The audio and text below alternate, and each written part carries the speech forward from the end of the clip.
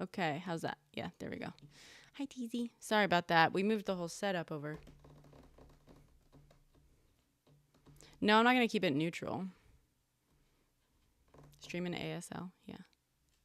Quick, I gotta go learn ASL. So I was just talking about how I'm going to film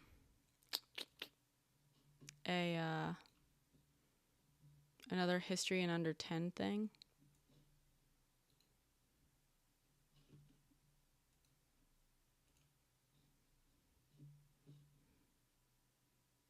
Oh, there we go.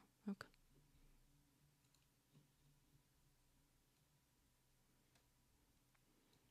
Oh, sorry. So this chat, I might have to, sorry. Was that really loud? Anyway, yeah, please guys, please find me here. I'm going to be filming a new history in under 10 video. It sounds like TikTok likes this vertical thing with this camera. So I'm going to try it for this one. I'm going to try it. Because that way I can like post it on YouTube and it'll be nice and pretty and whatnot. Yes, Republicans don't like TikTok. Yes, pay attention. Yeah. If you notice, the alt-right has a stronger hold on other platforms, which are doing great. Really? Oh! Republican politicians, they don't like it because it's like the one sort of social media site where somewhat progressive discourse happens too.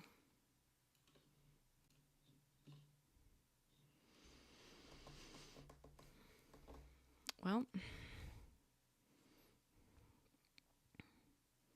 am I going to tell the Watergate story tonight?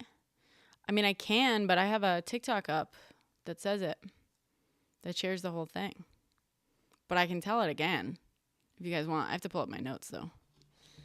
Watergate is so good, guys. It is so good. No, but CNN, you think progressive discourse is on CNN? Jesus, that's how fucking crazy right-wing you are.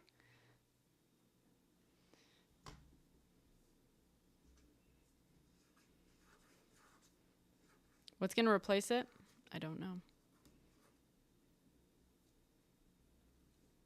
What's my definition of progressive? I mean, I can tell you this. American, this isn't a definition, but American left is considered right-wing in most of the rest of the developed world. Oh my God, really, Ben? Thank you. Why do I talk so sarcastic? Because reels don't just cut. I agree. Pay attention. I agree. I post all my TikToks on Instagram. My TikToks do great on here. They do not do well on Instagram. I should probably stop saying the name of that app on here. But yeah, if you guys want to find me, because TikTok is still slated to go away in January right now.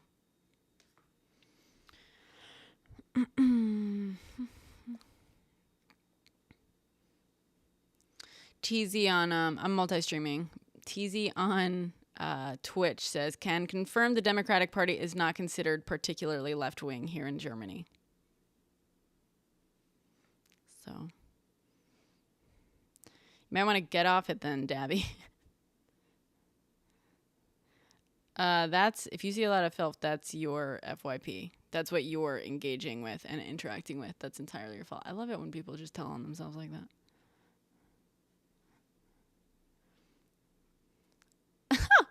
Yeah, right, Emma. Democrats didn't leave fucking Gen Z men. Gen Z men just feel like they're entitled. Gen Z men, firstly, men, especially, I have to be careful on here because it's going to like get too sensitive. Men are still the ruling class in America. It is a patriarchy. They still get advantages at every level. Every level. They are the most advantaged group. The problem is Gen Z boys, when they see women succeed sometimes, because again, everything is still weighted in their favor. they just fucking, they get insecure about themselves. They think that something's being taken away from them, and it's not. It's absolutely not.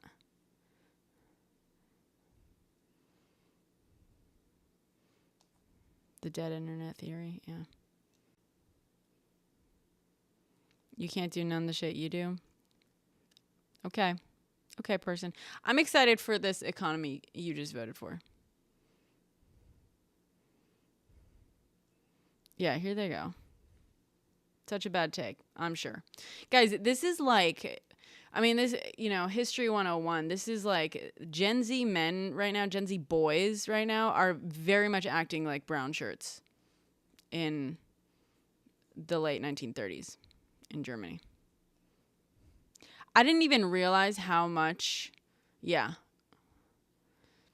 TZ. I wish I was kidding. You should look at TZ. Google Gen Z election.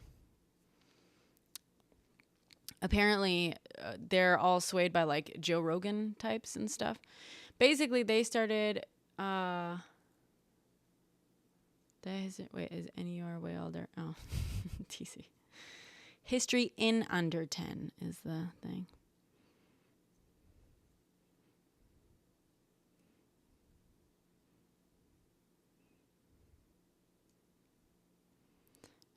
Your coworker said Joe Rogan and Elon Musk turned him. Yeah, that's what's yeah, it's the podcast Red Pill stuff.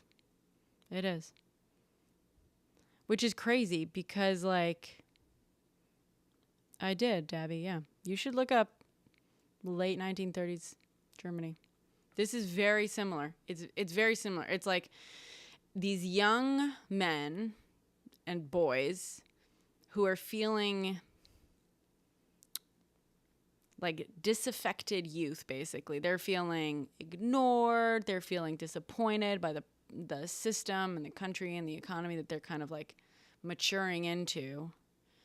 And they start looking for scapegoats.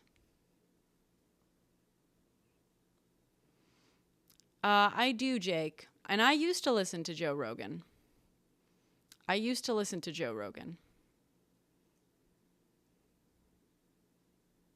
Hey, Alvin, stop spamming. All right, bye.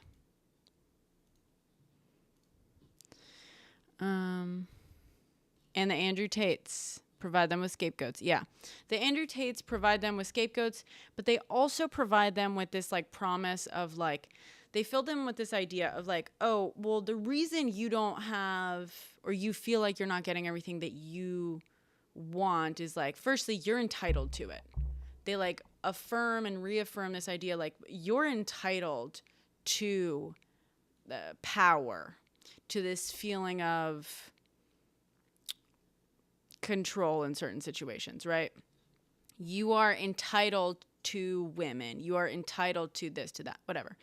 So if you're not getting it, that's a failure on your part. But this, if I give you X, Y, Z, like, you should succeed. And if you're doing that and you're still not succeeding, then that's because everyone else is failing you. And so it's basically built around this whole idea. It starts often with this idea of like self-improvement, with the idea of like, if you self-improve enough, then you're going to be entitled to things. And if you don't get the things that I'm telling you you're entitled to, then everyone else is wrong. And you got to go figure out who's denying you what you're entitled to. You know what I mean?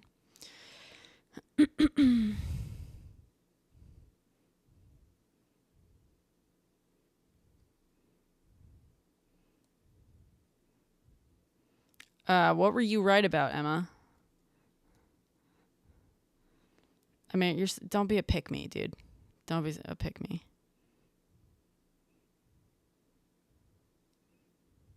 Laura.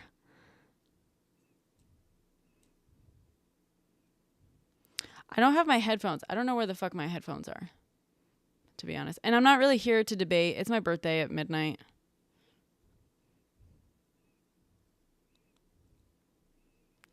No, pick me is a term used for women who bring down other women in order to stand out from the crowd. Thank you. Thank you, Damon. Thank you, Shamika. Thank you, Unhinged. Thank you, Philippe. Wait, how close up is it? How close up is it? Is it really close up? Thank you. Thank you. Should I zoom out?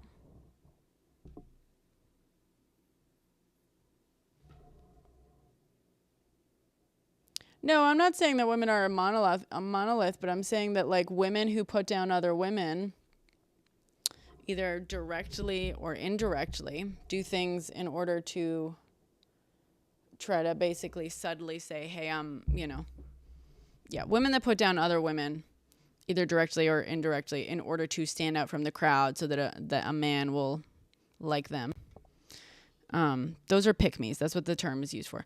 Andrew, I'm gonna accept, but I can't hear you yet. Let me go see if I can find my headphones.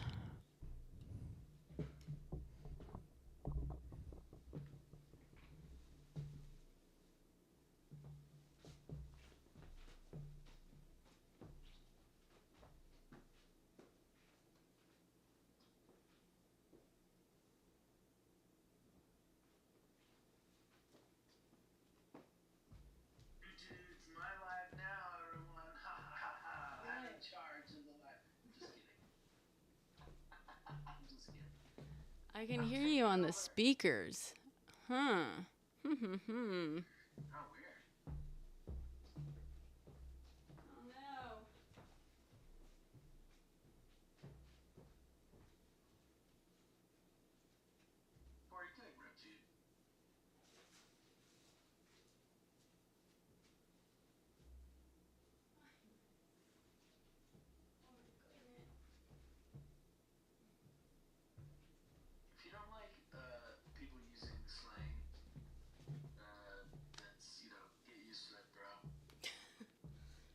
Who doesn't like slang?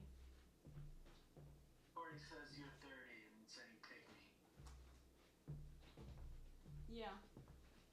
Because I'm talking to Gen Z. Because I'm talking to Gen Zers.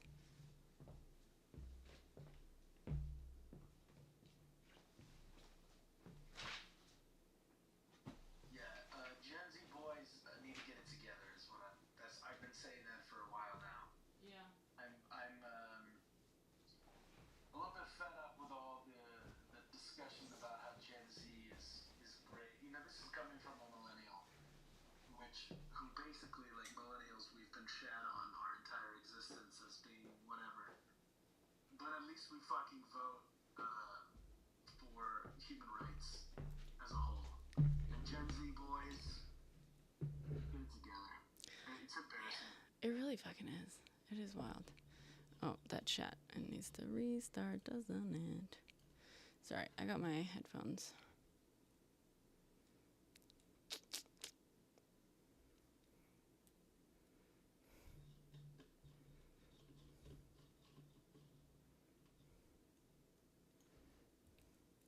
Gen Z didn't pay attention in poli-sci. Yeah.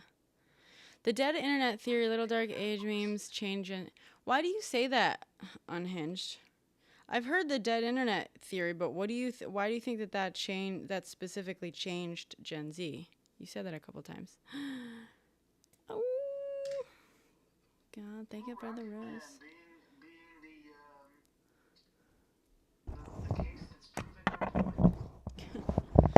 We were just talking about how pathetic Gen Z boys are.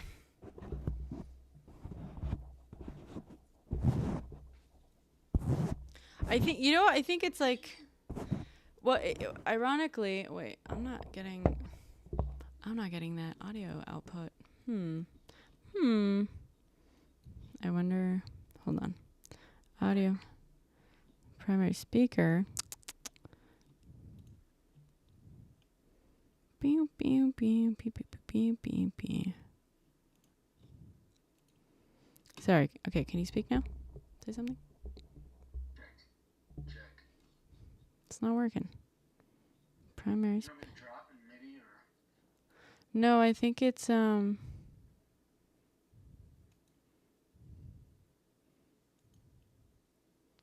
so weird. Oh wait, I probably have to change the settings. On my this thing. I don't know, it was great. I moved my whole computer over. So maybe that's what it was.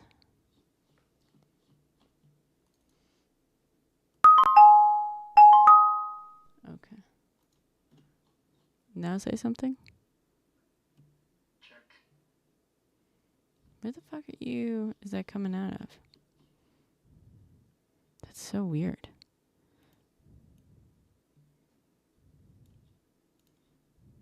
Hmm.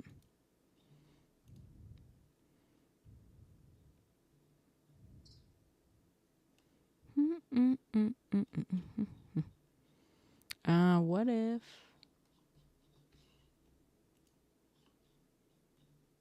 Well, I'm having a little bit of Cabernet Sauvignon to toast your birthday. Oh yeah. Thank you. Thank you so much. I was literally pulling it out, being like, should I drink this? And then I was listening, and you said, it's my birthday at midnight. And I was like, I'm opening. Yay. Thank you. Okay. I don't know how to do this. I need an audio guy in here. Clearly. Primary speakers. I do have an audio virtual cable. Maybe that's what it is. Oh, yeah. What do I... But I forget why I have that, though.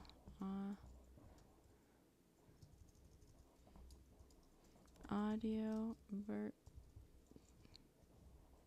virtual cable. What the fuck? I love how all the comments are just flying by and we're not reading them because they're all awful. Are they all awful? Not all. I'm sure not all of them. I just stopped reading them because Gen Z boys are your scapegoat. Gen Z boys. Okay. That's what I've been changing the output to the headphones. It's weird. It's like not working. Do you want me to drop and come back, or do you think? No, I think it's like actually the audio output is the problem. Well, I can hear myself, but I can ignore it if I need to. Primary microphone. Primary. Okay, speakers.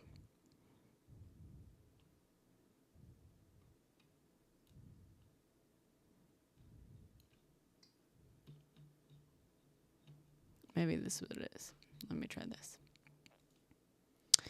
Do. Okay.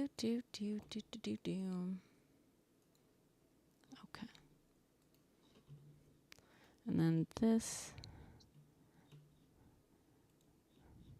That's weird. It's probably for the best, Laura. And let's see. Speak now. Check. 1, 2. Not working. I don't know what the fuck.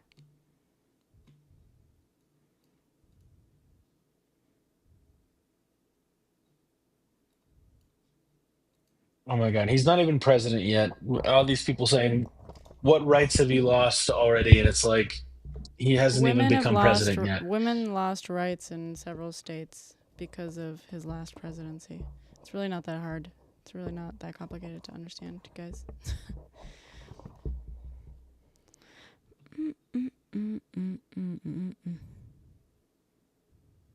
People are saying they can't hear me, so I'm gonna just drop and come back, maybe. Okay.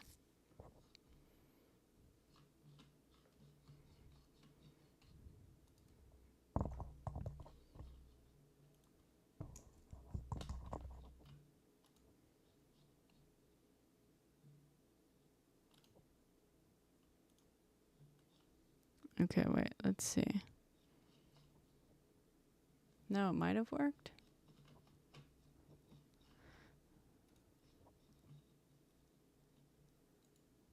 All right, check. Can anyone hear me? No, it's not working. God damn.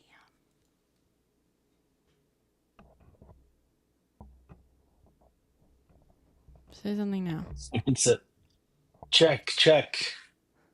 This is driving I'm me coming through like, nuts.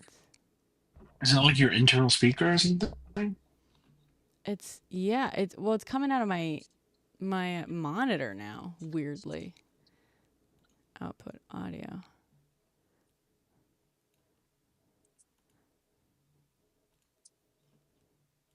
I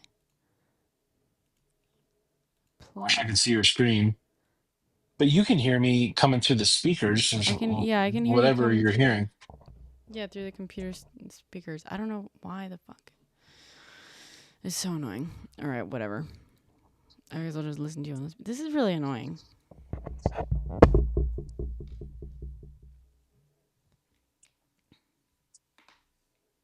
Speak now? Check. Yeah, weirdly. I can hear you still through speakers. Whatever. I had Well, a that digital sucks. I had a digital cable, but like I don't know, I forget why I had it or if I was like hold on. Now say something? Check. Oh, okay, that might have worked. Check. Now say something? Check, check, check. That worked. That's Oh, weird. cool. What was that? I I had to open so I changed the settings. I'm on a Windows computer, so I guess I'm not as familiar. But I pulled up the audio device settings multiple times and like selected the thing, but I guess I had to select it on the specific window. I had to, on the audio whatever. Oh, okay. Well, everyone's saying they can hear me now, so that's good. Okay, that's good. Um anyway. I'm coming out of a haze of like many, many days of working on that song. And now that it's released, we submitted it a couple days ago.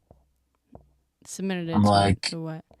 Guys, you like, should check out Andrew. Andrew has a new song. I was listening to it today. I gave it a few listens on what do you TikTok. think? Did you like it? Yeah, I gave it a few. I Oh, on like. TikTok, yeah. Yeah. I let it play through a few times. I was gonna like try to do a little um video. I don't know what the word is. Like use the sound for something. But Yeah, I mean, if you want to, it's a good. I mean, it's a it's an it's a it's an F the government song, that's for sure. yes, yeah, it is. Um, yeah, I was like I was trying to do it, but then I didn't have enough time. I like learned the chunk of lyrics. I was gonna try to like lip sync a little bit. Oh, But now I nice. feel embarrassed talking about it. So Don't be. It would be that would be cool, but no pressure. Obviously, if you decide not to do it, it's fine. okay. The song is out on Spotify. We submitted it like a couple days ago, and it went through really quickly. It's on Spotify and Apple Music and YouTube Music and all the places you listen to music. All those places, guys. Check out Andrew's new It's project. called "State of the Union" State by of the Union. Life's Only Oh, Lesson. way Type it in too there. loud. Oh, okay. I'm too loud. On it seems like on whatchamacallit. Oops.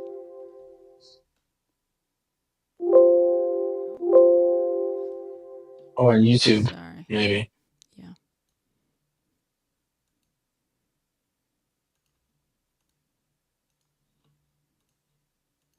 Okay, let's see. Say something, Andrew? Say something. I'm saying something. Okay, how's that? Say something. I'm saying something.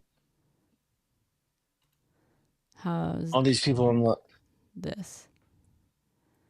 How's this, everybody? It's technically tripled up. All these people that are like saying doing these like voter fraud, like election denial stuff on the left now is kind of pissing me off.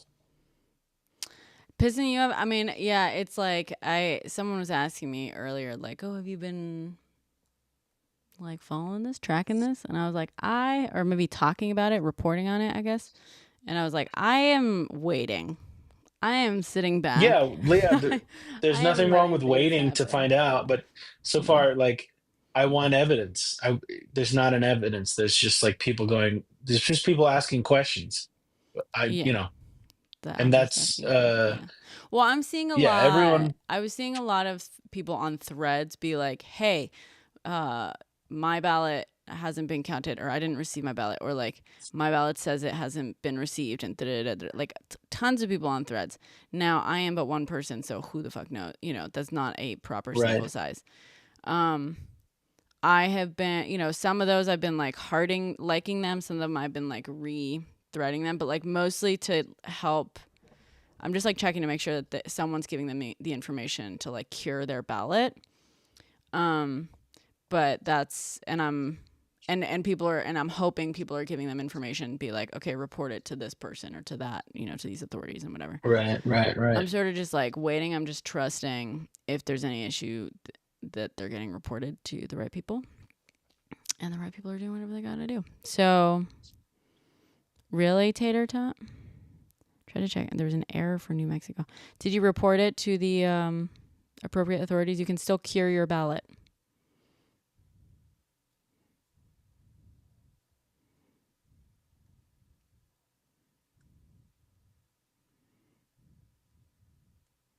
It didn't show you as voting. You should call your county election board or state election board. There should be info on your state's website saying like, oh, problems with your thing? Like, call this number. Call those people. Call them in the morning because it's about to be like too late. Please do. Yeah. Every vote should be counted. I don't think it's going to change anything, but every vote should be counted. Tomorrow's a holiday? Is tomorrow a holiday? Tomorrow's Veterans Day. Yeah. Oh, that's right. It's my birthday. Is that really like a day off holiday? I think it's a bank holiday. I don't know if like everyone has it off. Oh, okay. Yeah, try first thing, zoom in, yeah, and then thank you, Christoph. Yeah, at midnight, 9 minutes. 9 minutes to go. I didn't realize it was tomorrow until Philippe was like, "Did you make plans for tomorrow?" And I was like, "Did I make plans for tomorrow?" I was like, "I mean, I guess I'm filming a TikTok." Why? He was like, "Because your birthday." It's like, oh. And I was like, "Nah, I haven't made plans. I totally forgot." Mm. But also, I There's- have, my friends are busy. I have like just a handful of friends in the city, and they all have lives, and I just didn't even bother to reach It's out. also just a bad time. Somebody was this like we're all like having a week right now, you know. Yeah, a day off holiday. So I'm a freelancer, guys. I'm a freelancer, so I have a very warped idea of what days are off or not, because I have a lot of random fucking days off, and I also work weekends sometimes. Yeah. Thank you, Jill. I'm pretty sure, yes, Musk is like the richest person in America, if not the world. I do have friends all over the world, TZ. That's true. That's the thing. Most of my friends are actually in Europe. And I have some of my very close friends are in LA.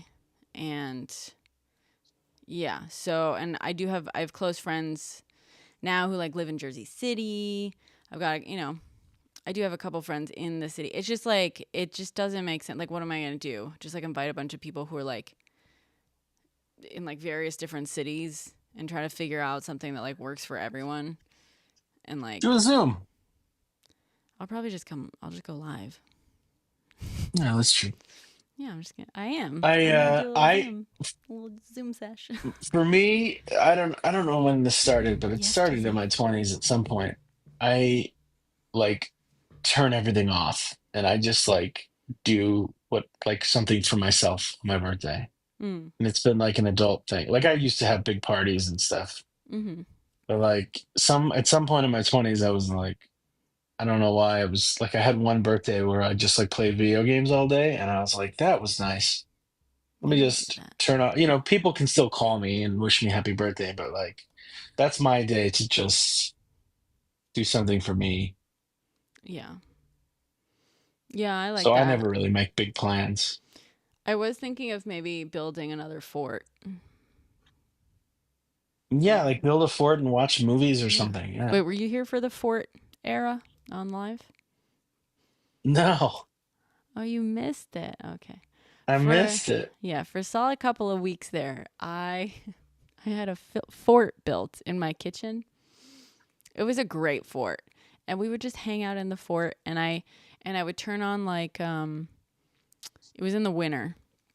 I used my MacBook to have I put like a live like fireplace sort of thing on the MacBook, and I set that up, Cool. and like I would read.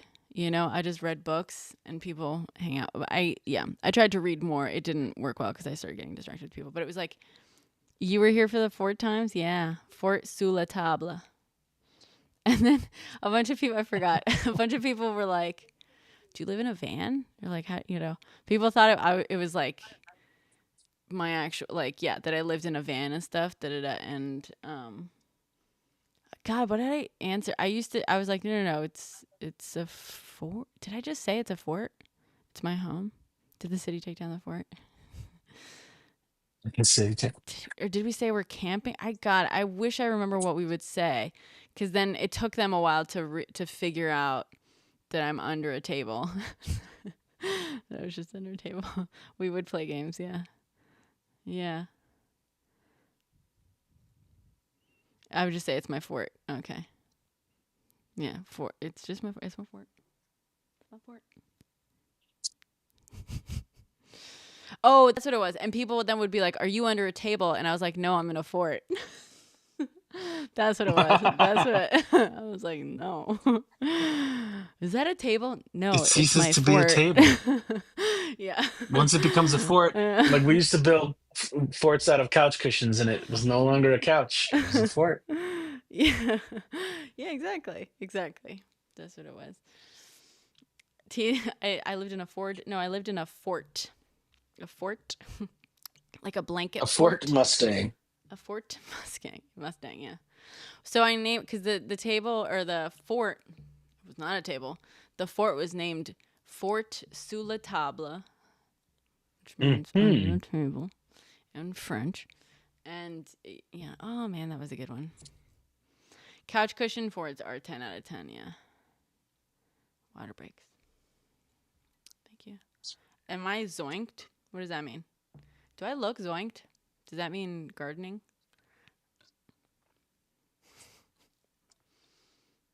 I wish I was zoinked. I'm not zoinked. I do feel I'm out of it today. I don't know what the fuck happened. Do I look zoinked? Do I sound zoinked? I've I mean, been you look normal to very me. groggy today, so I've had can't kind of a answer. brain fog for like a week, just like Mm. not having good memory recall and just like fumbling my words. Hmm. It's the trauma. I'm a year older, yeah, almost. Couple minutes. Oh, I have cake. Philippe, what cake? I guess, should I just eat all the cake? Because you're gone. I couldn't afford living in a Ford. You need a license to live in a car in America, I think. It depends. There's certain national parks where you're allowed to sleep in your car, and so people do that, but you're not allowed to stay. You can only stay there a certain amount of days, and then you have to move to another site or something, or another part of the national forest. Right, but I think you need to be able to you need a license. You need to be able to drive the car in order to like Oh, yeah, be yeah, yeah, staying yeah. in. You don't have a driver's license? No. You don't know this about me? Yeah, I don't have a license. That's Uh such a New Yorker thing. That is so New York. yeah. That is such a New Yorker thing. It's a European who moved to New York at 18 thing, cuz you can't get a license in Yeah. Spain until you're 18, and then, a few months into that I moved to New York City. So, Well, yeah. well, I know people that have had driver's license who moved to New York and then just like let it expire and then never renewed it because Yeah. they never drive anywhere. Yeah. Yeah, Philippe just got his license like back renewed, whatever. And he has a car that he like used to just let his sister drive and stuff. So now he has a car, and the idea is he's gonna drive. He's gonna teach me how to drive. And I do have dual citizenship. Yeah. There's that Does Seinfeld episode about Flipper is it blinking? No. like Kramer has a car or something, and they like have a good parking spot, and then they never want to they never want to use Kramer's car because they don't want to lose the parking spot that's right out front of the apartment building. That's So funny. like pretty accurate, actually. Yeah. Yeah. I don't know how much It's time like, you've spent driving in New York City, but it's definitely a conversation we have no, it's sometimes. awful. Well, every time I've been on tour in New York City, it's like awful because we have the huge van and then a trailer, and we have to find a place. Thank you, Oh, thank you, Philippe. Thank you. Thank you, guys. Oh my God, I'm 34. Oh, Happy birthday. thank you. Happy birthday to everyone, sing along, even if you're not in the live, and Thank you, obviously Funk. sing along. Happy birthday to you. Happy Thank birthday, you, dear Daisy. Brenna. Happy birthday to you. Thank you. Thank you. She's 34 and many more. And many more. I don't know how many more I can take of this. And I'll take. Mandy I'll take a Moore. couple too. And Mandy Moore. Yeah, I'll take that.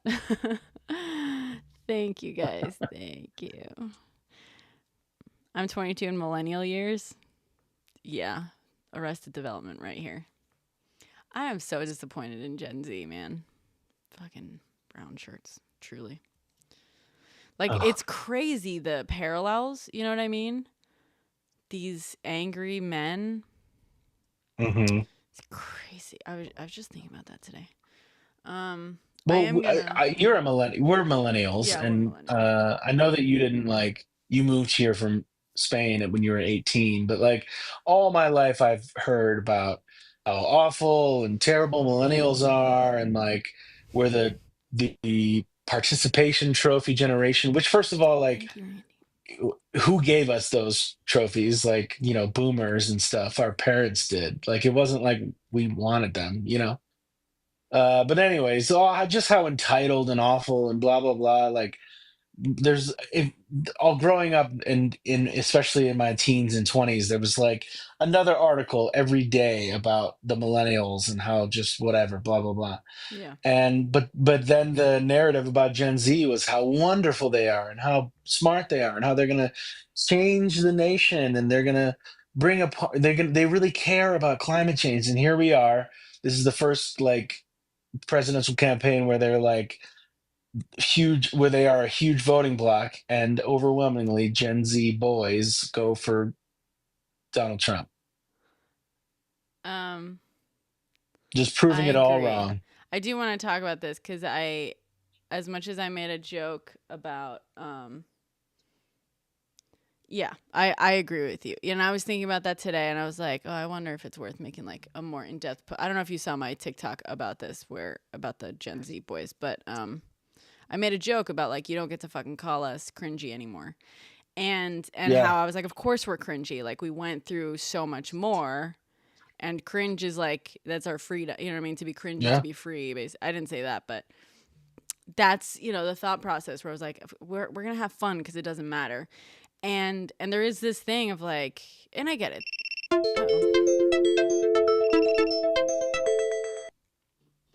Sorry, my Wi-Fi apparently just dropped out. You're back. I'm back. Okay. Sorry, my Wi-Fi. I need Philippe. I think I need one of those power thingies. Not the big ones, but the ones, the USB things. Anyway, um, okay. So Philippe just said, check the bottom drawer on your bookshelf in the couch room. Apparently, Philippe left a birthday present for me. What? Well, go and look at it. You don't Okay. have to do it online if you want to get USB off. C. No, it's not USB C. Okay, wait.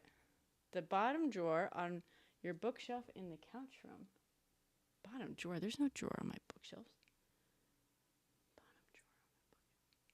Oh wait, there is. Fernando's good to you. He's doing Philippe, if you're in here, I'm just kidding. It's because when I first started joining Brenna's live, I thought I thought your name was Fernando. Oh my god. Wait. Philippe, can I open it on camera or should I not? It, Thank you, Krista. Should I open it on camera? Should I open it separately? Maybe I'll open it off camera. I don't know what it is. yeah, save it for later, or you can get offline. I'm not. Nobody's pressed by. That's It's your birthday. You do beautiful. whatever you want. Oh my god, look at that. Look at that wrapping paper. That's gorgeous. Oh my god, Philippe. Sorry. God, I'm being one of those like influencers. I'm trying to get the glare off. Look at that. That's pretty. Philippe's a bird man. My grandmother was really big into birds too, so my family really likes birds just in general as like a sort of thing because of her. Oh my God, Yes, UPS. there's Yes, a exactly, Bill. I'm gonna send this to you separately if Philippe is in like a bird watcher and into birds. It's a gift idea. So, but in case he's listening to the live right now, I don't want to spoil it. Yeah. So Okay, great. I will message you on Discord an idea. Okay. What's my favorite bird? Well, my grandmother's favorite bird was the North American cardinal. Like she was obsessed with it. Shake it. If it rattles, open it. Oh, thank you, Adam. If it takes, call a bomb squad. I don't know. Does that count? So I am very partial to cardinals, to red cardinals. And I had a pair visiting me. I have not been very good about refilling my bird feeder lately. Wait, I kind of want cake. I kind of want to blow out a candle. Is that? They're Okay, mean, but cake. sound so pretty. Yeah, at least they're not blue jays. Oh yeah, Blue Jays are awful. Blue jays are fucking awful. They're like related, but and also cardinals are pretty shy. They are territorial, but like usually, I think mostly against other cardinals. They're pretty shy birds, relatively. Thank you, God. My mom loves cardinals. There's like a spiritual connection to them. Really? Yeah. It's Cardinals are like like Gen Z boys. no, Gen Z boys are Stellar's Jays. They suck ass. The Yeah. Stellar's Jays are assholes. Yeah. They're first of all, we have them around here, and they never migrate, so they're here year round, and they torment all the other bird species. So one day in the spring, every year is like bird watching day or whatever, and you're supposed to go out and like with this Merlin app and like help collect data for like the national database of like migrating birds. I don't know. We do it every year. It's in like early spring, mid to early spring, and we were walking around in the woods with this bird app, and we heard a hawk.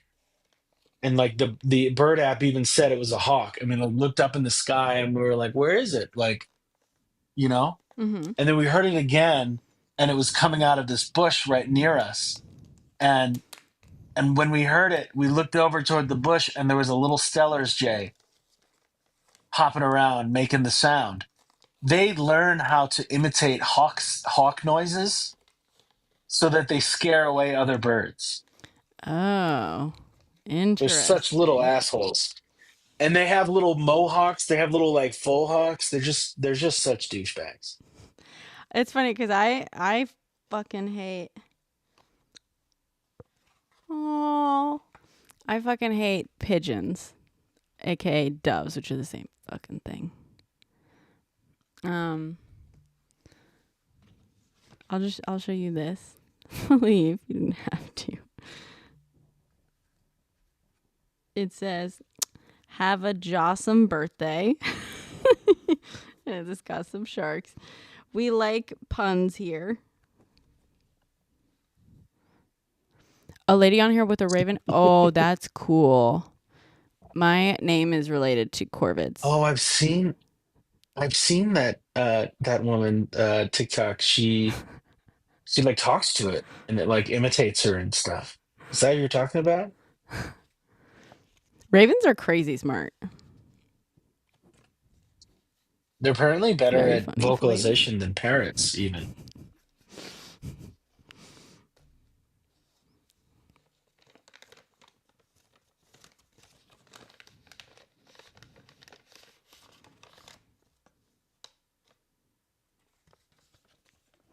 the girl from Tennessee, West Virginia that looks like John Denver. What? Oh, I don't know. Maybe. I don't remember what she looked like. I was just watching her Raven. Yeah, Yeah, they they're make some really cool. crazy, they Sorry. make some weird, crazy sounds. Totally makes sense why, like, they're freak, they're like a creepy bird in so many stories. Because you could be like walking through a graveyard and hear like the craziest sound, and it's just a raven up in a tree going like, you know. Mm. Have you heard And apparently, starlings? no. Starlings sound like R2D2. Oh, this is really Oh, pretty. All right, I'm gonna show you this. Look at this. ooh, is that a bracelet? Yeah, it's a bracelet. It's a very thin bracelet with like a little snake. That's so Very nice. cute. It's a Well little done, Fernando. dangle. Well done. Thank you, Philippe. Philippe's a good dude. Philippe is a good dude. He gave me, actually, this is, and just to be clear, this is a small gift. He gave me, the other gift he gave me is, oh, wait. That's really cool. That's very, my wrist is a little too dainty for this, maybe. Wait, the camera, sorry. It's not my iPhone anymore, so I can't just like show you. Here we go. Oh yeah. Oh, that's so cool. That's great for like if you're going to like an event or something, Yeah. like Yeah. and like if you're worried about it falling off, is what I'm No, I saying. think no. It's fine. It's more just like it. Yeah, I don't think it'll fall off because I can also like squeeze it shut a little Oh bit. yeah, yeah, yeah. I can wear it higher on my arm. Yeah, exactly. That too. But right now I've got like a shirt thing. Thank you, Philippe.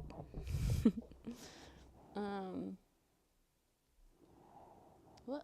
So when is Philippe gonna come to Los Angeles so that he and I can go out to dinner like he um. did with who was it that he went out to dinner with? He got barbecue with somebody in Texas. Oh yeah, straight edge. That's right. Very sweet of you. That was so sweet. That was so sweet. That he knew he wouldn't be here, so he Is made he it for me. there? No, Is he's he not there? here. He's traveling. He's working for the next 3 days out of town. He was like, he felt really bad, and he was like, it's this job, but it's through your brother. I was like, yeah, just go. Like it's not that big of a deal. And he was like, and I was like, just go. So he, I guess maybe today, I don't know, maybe earlier this weekend, He hit a gift. he hit a gift. He That's hit so a sweet. gift. Yeah. He's so Good sweet. thinking. Good thinking. But I will say the bigger gift he got me, I'll tell you guys, is this isn't a very romantic gift, but I think it's sweet. I have a fake, I mean, you can probably tell my most yellow tooth is actually fake. Because it's like a cap. It's not a veneer. It's a cap. I've talked about this on here before. It's so, and it's like the whitest paste that they have is not as white as my teeth, so it sticks out like crazy. And it's also like every couple of years it starts to chip and whatever. And so I've wanted a veneer for many years. And Philippe, this is gonna sound terrible, but because I was like, I don't know how the conversation started. I was like, oh, if I ever got lip filler, what would you say? He was like, you don't fucking need lip filler. And I was like, I know, but what if I got it? What would you say? And then I said, if I ever got Botox, what would you say? I don't know. I was going through like these things, and he's like, no, no. If you were ever gonna like get some sort of change your face in some way, those aren't the things you should change. And I was like, Oh, what's the thing? What's the thing I should change then? It was a trap. It's a trap. And he's like, no, no, like, you don't have to, you don't have to. He's like, but if you were ever gonna like spend the money on something, I would maybe like just get like a veneer for the tooth. And I was like, okay, actually, yeah, that's a very good point. So anyway, so he's like buying me a tooth, I guess. He gave me some money, I Oh, guess. that is sweet. Brenda's perfect smile fund is what he gave me. I know the light is too bright, but That's sweet. yeah. Well And done, well done, well done. yeah. For Ashley's birthday, she's in her last year of her master's in writing. Hmm. She's getting a master's in creative writing from UC Riverside, and she's been doing like a lot. She's been writing a lot on her computer, but she's been like writing by hand instead. Hmm. Because there's something that happens when you step away from the computer and like write in like a journal or something, Yeah. and but she's been really stressed because it's good for her process, but it's taking a lot longer to transcribe what she's writing by hand back to the computer, Yeah. and so that has been like adding time to her process, even though it's been helpful for her process to write by hand. Hmm. So I hid it in her library office, like study place. We have this like full wall of a bookshelf, and we had to like play hot and cold so you can find it. But I bought her this thing called uh it's called Remarkable. It's basically like Was the it thing one that it of is. those like paper like those electronic things that feels like paper when you write on it, sort of thing? Yes, Yeah. exactly. It's because she hates iPads. Like she has a Kindle, Right. like a paper Kindle Hmm. that she reads on, and she's like doesn't like the glare of an iPad screen, but she Hmm. loves the Kindle. And so this is like an iPad that you can write on with the gloss and like paper look and paper feel. Hmm. So I hit that in, it was a little different. Like, Yeah. I didn't quite wrap it or anything. I just like took it out of the box and put it in with the rest of her journals and stuff. But Nice. those kinds of thoughtful gifts, like Philippe, listening and knowing, and those are the best kinds of, like, being like, I think I'm not going to say anything yet, but I think that's something that Mm. she would like. Is Those are my favorite types of gifts. You just Yeah. like throughout the year, through the months leading up to a birthday, be like just listening and like being like, oh, Yeah. I think that would be good. Yeah, I do. Yeah, the I will say the tooth thing. He asked me for my permission if he could gift me a tooth. But that's um, also probably good too. So yeah, no, it's gonna be great. Yeah. you, Um, I was resistant at first because I was like, that's fucking expensive. You don't have to buy me. Like the only reason I haven't done it is because I I basically go back to Spain every few years and like get my cap like redone. You know what I mean? And I just haven't. I haven't done like the veneer, whatever. Because whenever I've looked into it, it's just yeah, it's expensive. So, but yeah, he was like, please let me get you a tooth. So yeah, let's see. He's my tooth fairy. Yes, yes, he is my tooth fairy. yeah, Very yeah, sweet. Chris. It's light sensitivity. Like Ashley doesn't like the screens. Yeah, it's funny because so my But also, there's mom something bought too. herself one of those for So her good. birthday. Sorry. Philippe Oh yeah, no, Philippe I think suggested they're getting my great. mom one of those, and I was like, no, no, no, I was like, she'll either let us know what technology she wants or she'll get her own tech. My mom is a big tech girly, but she's very particular about her. You know what I mean? She'll research something for a while, Yeah. and and yeah, she ended up buying herself one, and I was like, oh well. It's like Philippe kind of wanted to buy you one. And she was like, no, no, that would have been too much, too much. Don't spend that much on me. But yeah, anyway. I think it's cool. Like, there's a mode where you can write and it turns it into font. Yeah, that is cool. Yeah. He's my I'm tooth. excited. I mean, she got it. Her birthday is November 3rd, so she just got it. Oh, Uh, nice. Happy so birthday I'm to excited for her. her to dive into like the features and because I Mm-hmm. know that like you can, it's designed for people to like take notes in class type of thing, you know, and Mm-hmm. then it transcribes your notes if you want to like a Word doc or something. We got to figure all that stuff out. I'm gonna like watch a bunch of YouTube videos and Yeah, that help is her figure that stuff really out. But handy.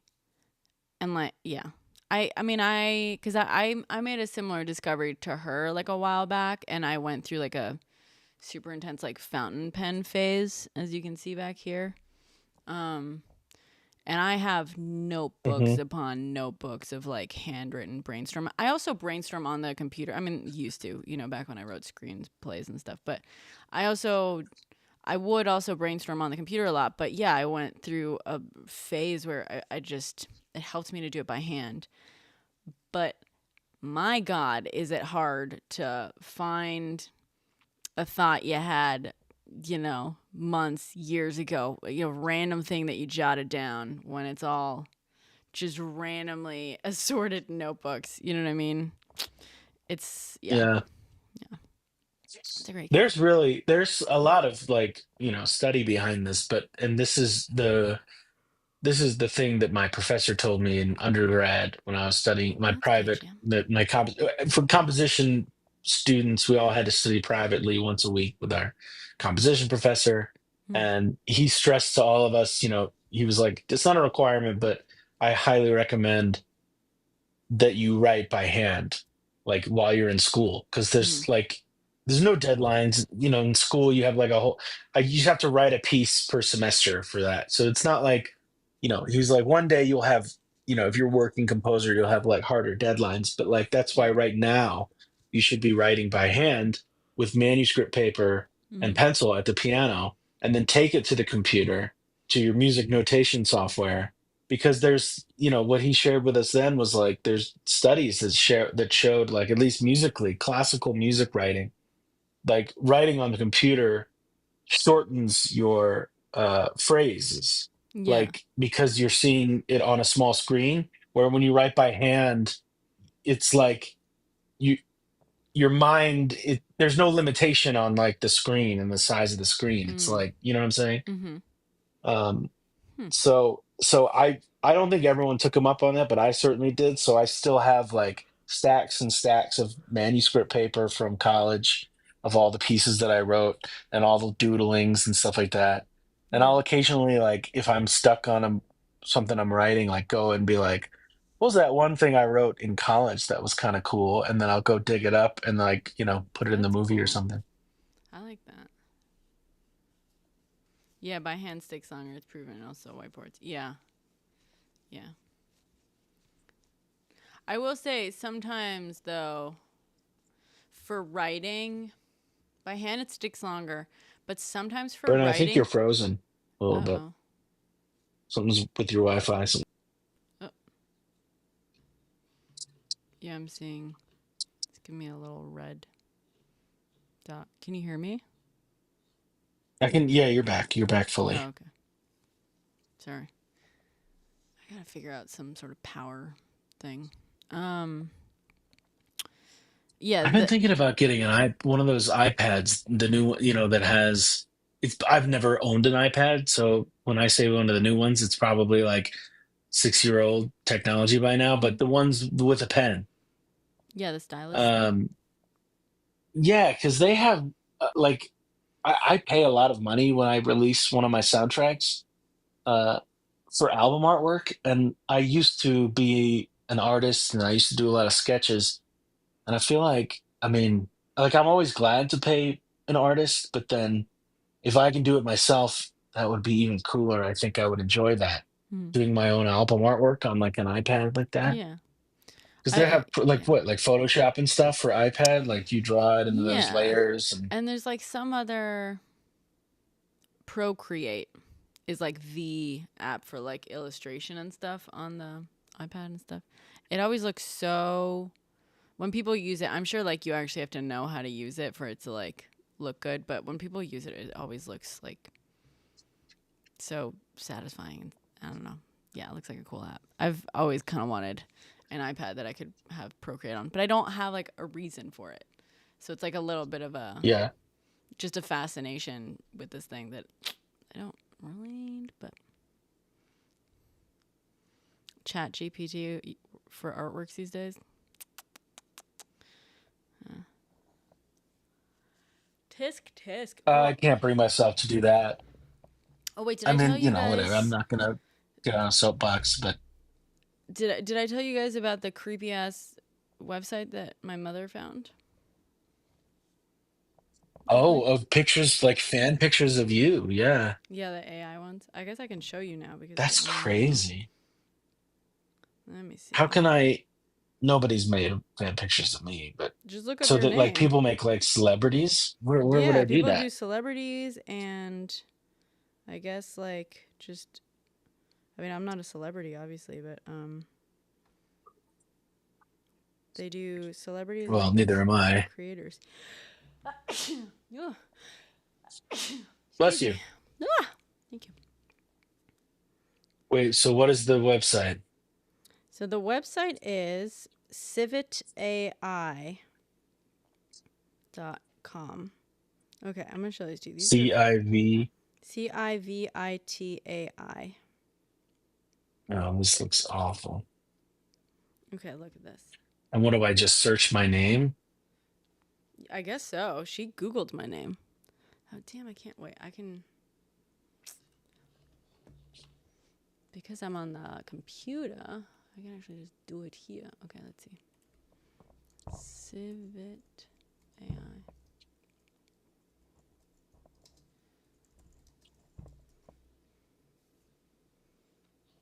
God, these are weird. These are so weird. Who the fuck made these? Some of them are worse than others, I will say. Some of them are really. Some of them I'm like, that kind of looks like me. Okay. They also make me look really fucking old. They are not fun. Oh, okay. That's another one. Let's see. How do I do this? That's crazy. Here.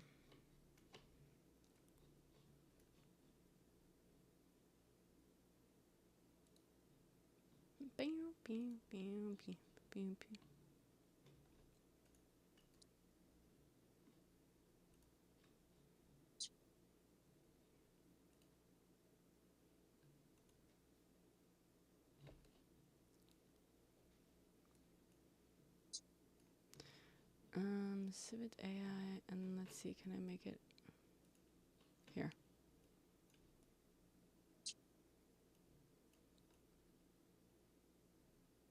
That's wild. Oh wait, let me do it here so you guys can see it. Well, I'm sure everyone will be shocked to find out that there are no fake AI pictures of me. Well, that's good.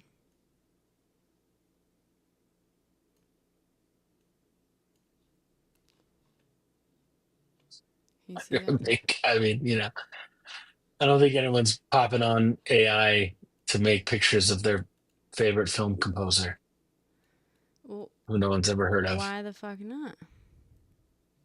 Why the hell Let's see. not? Let me look for Hans Zimmer. Okay, Yeah, if Hans so Zimmer's not on here, here I you don't can stand a chance. see these fucking creepy. That's so wild. What? There's more. There's a bunch more. Like, what the fuck?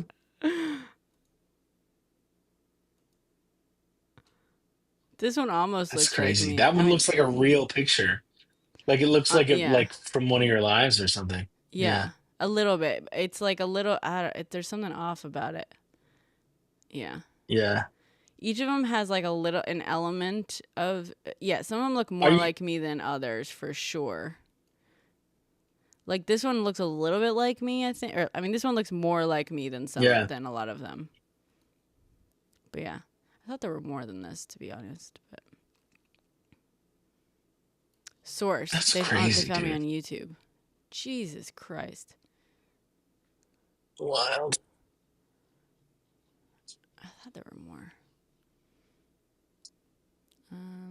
Well, didn't you like report it? Maybe they had some taken down. I haven't reported. There was like some place where I could, and I was like, mental note, come back. I totally forgot about this, to tell you the truth. I was gonna make a TikTok about it. I thought there were more. 42 downloads. Jesus Christ. What the hell, dude? Where are they? Trigger words. Brenna Perez? No. How do I find this? Ay, ay, ay, ay, ay.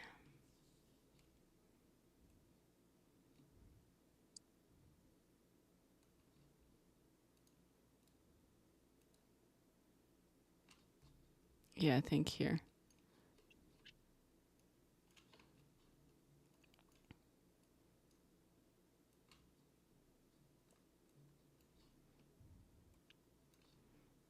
These. Yeah, these are some more. This.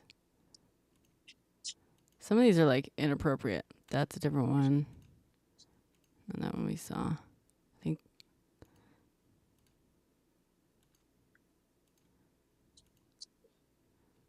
that one. No. Maybe we did see these. Oh, this one. This.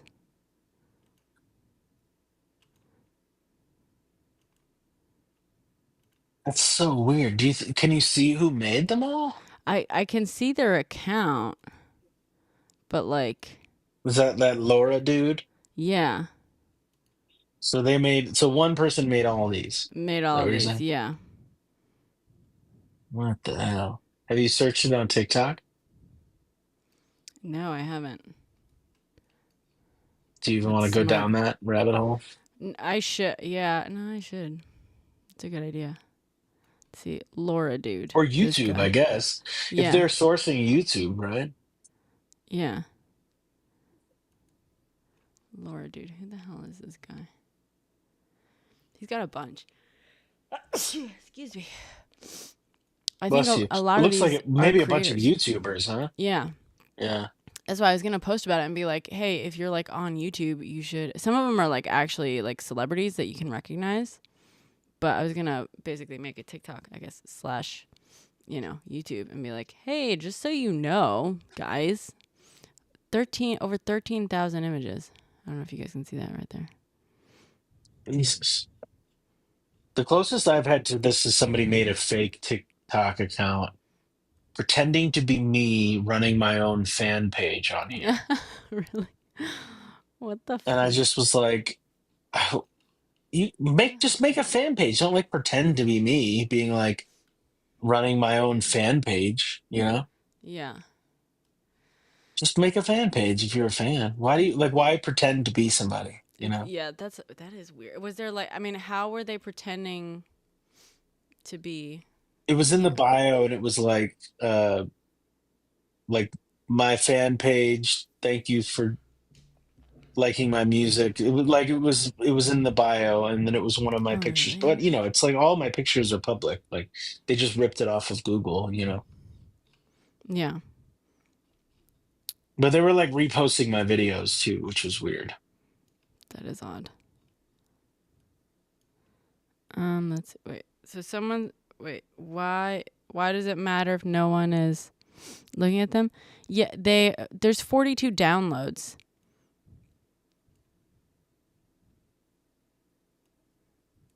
I don't know why they would do it. I genuinely don't. I'm not obviously that famous, especially on YouTube. No one follows me on YouTube.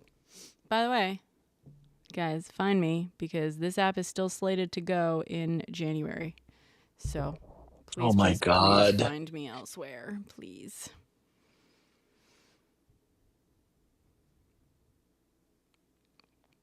All the hard work. Yeah, it's still going. It's still slated to be gone by January. Doubt it. I hope you're right, I swear to massive God, simp, but I'm not. Doubt it. Cool. I'm not. I am no longer like hanging my hat on it. I mean, I never have been. I will say. I feel like every time I'm like, hey, this might happen, or this looks like it's gonna. People always are like, nah, it'll never happen. Every fucking time. That's exactly what happens.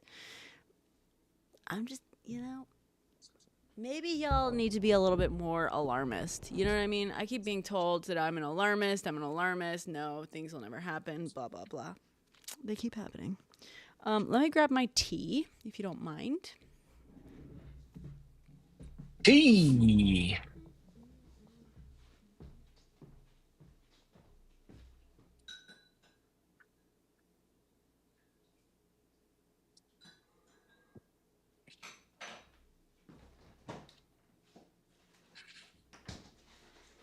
Oh, and cake.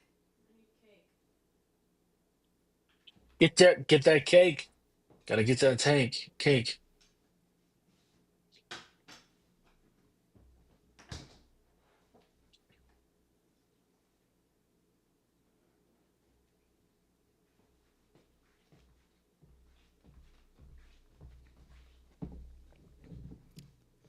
Andrew, as I was getting up and walking away, I realized I think I have your song stuck in my head. Oh yeah? What? Da-da, da-da.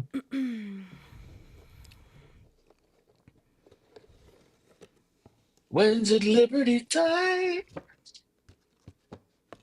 All right. So we've got a s'mores cake and an Oreo cake. Which one? Ooh, s'mores. Ooh, S'mores. ooh. We did have a slice of s'mores the other night.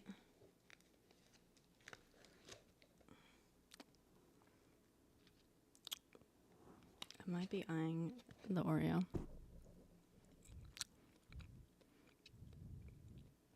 Mmm. I might do the Oreo. I'm not going to have a whole slice right now because I'm not very hungry. But, yeah.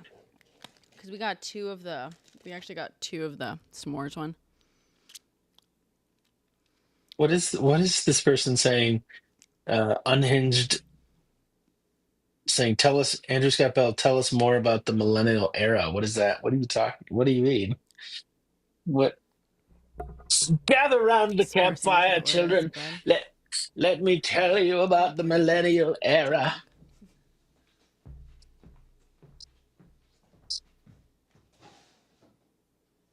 TikTok. Come here, children. Let me tell you about the millennial era.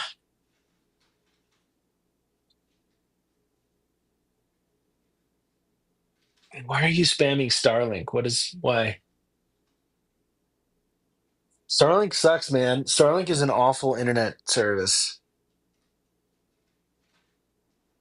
They make you pay not for faster internet, not for faster upload speed, but you pay extra I in have been case debating. other people. Because I think I'm going to do a birthday stream tomorrow. You know, hang out, build a fort, spend my birthday with you lot. Because I'm all alone on my birthday.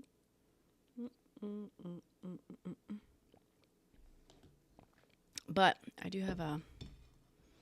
have a candle. Should I light a candle?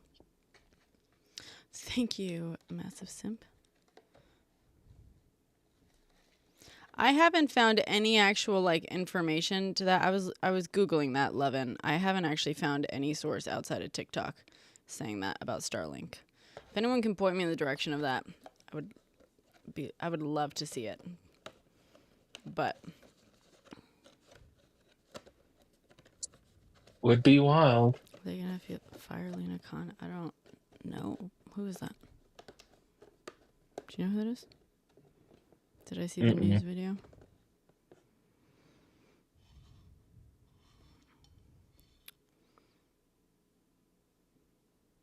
According to where should I light a candle? I'm gonna light a candle. But then it's gonna be lame if I do it tomorrow. So, whatever, it's fine. Maybe I'll do it twice. Who gives a fuck? You can light more than one candle. You can light as many candles. Will You can light up. my candle? Do you know what that's from? You can light as up to 34 candles on Up this to. birthday. Up to. Yeah. Yeah, you can't have more than your birthday. You Yeah, can't have 100 candles on a the SEC. 34th birthday. You don't get to get 100 candles until you're 100 years old. Fine. Yeah, I didn't know that. Massive. I have not been following since it was like Agit Pie. We will not make it to 100. That's correct.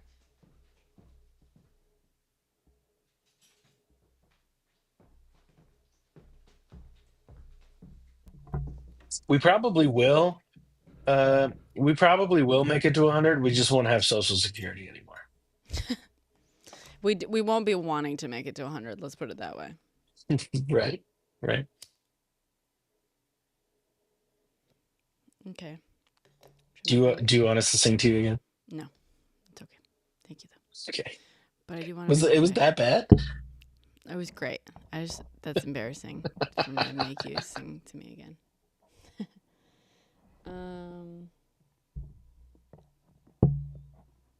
Is she? Is that in Social her? Social Security doesn't run out. It's not like it's like a bank account. Hmm. I mean, it can. It Where's if the? more people are taking than putting in, maybe. But Yes. Yeah. yeah. That's the problem. Thank you, massive. Okay, what should I wish for? Oh,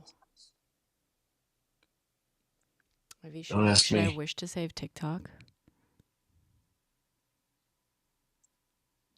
I'll make one That's up to wish. you. I'll make one. I'm gonna make two wishes. Am I allowed to make two birthday wishes if I blow out a candle tonight and then one tomorrow? Hmm. I'm not certain on the rules on this. I think you just get one. You seem to I be guess very so. I guess confident in it's your rules I earlier. guess it I yeah, no, I think I mean I have a feeling right now, don't quote me on this, but I have a feeling that you get one wish per candle blowout. Yeah. Oh, okay. You have a feeling, do you? All right. Yeah, All yeah, I right. have a feeling. So Yeah. could I like rig the system and get 34 candle blowouts today? I guess. I Especially if the guess. candle is on multiple desserts. Them's the rules. All right. Yeah, I All think right. that's the thing. I think that's the thing. Okay. Okay. Hmm. And just in case it's wrong, I'm trying to debate which wish I should use this first one, just in case I only get one.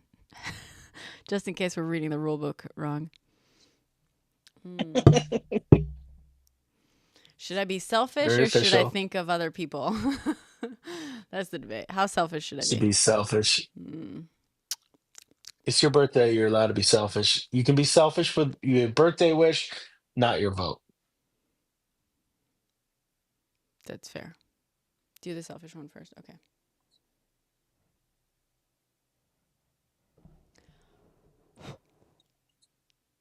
Yay. I love the smell of candles.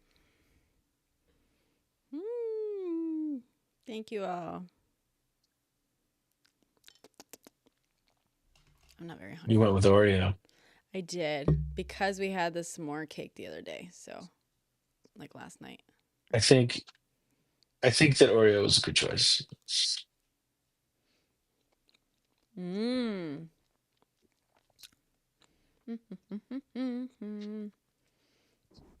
That's good. That is good Oreo.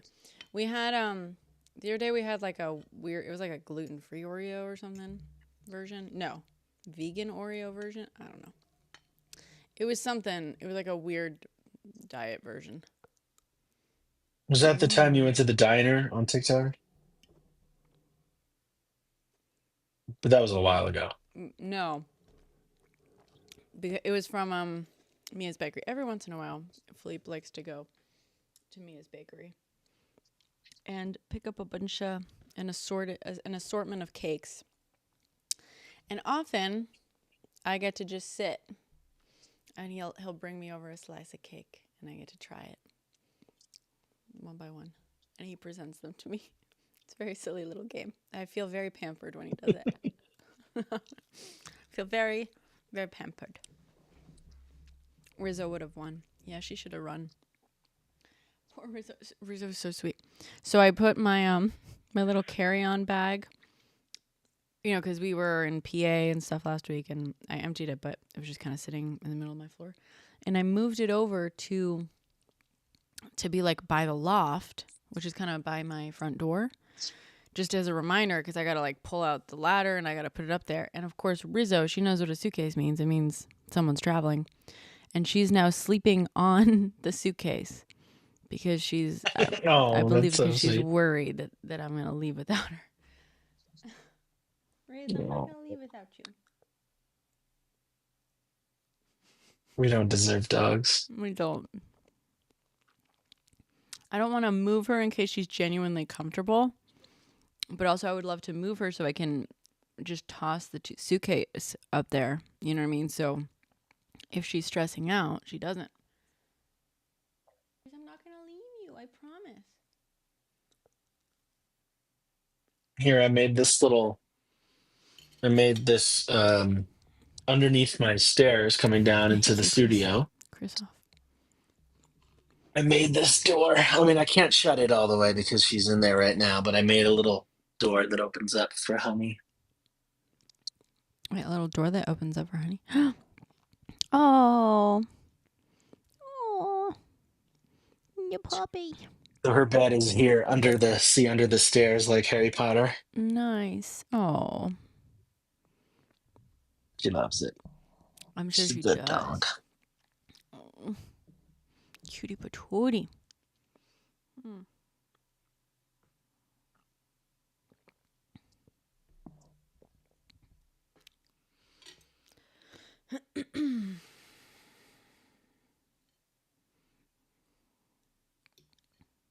Yeah, Honey is the similarly like triggered by zipper sounds.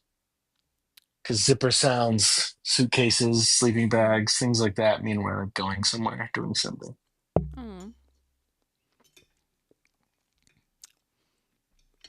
That's sweet. What does she do? Um, she just seems out of sorts. Like she'll go and like lay places like where she doesn't normally lay, like right in like if we're like packing up a suitcase in the bedroom, she'll lay in the hall. So like we have to walk past her. She like never lays in the hall, Yeah. that type of thing. Oh. That's really sweet. All right, I think I'm full on cake. I had like a good half of it. I also have carrot cake. Philippe never ate. Philippe, if you're still in here, you never ate the butt and thighs of the carrot cake. Oh, also, guess what we did last night? Guess where we went for dinner? In New Um, York City. Pizza Hut. Worse. I don't know. Applebee's. Applebee's. Hey man, you know what? Eating good in the neighborhood. It wasn't half bad. It was actually pretty good. We went because I don't know if I've ever been to an Applebee's. If I have, it's only been once.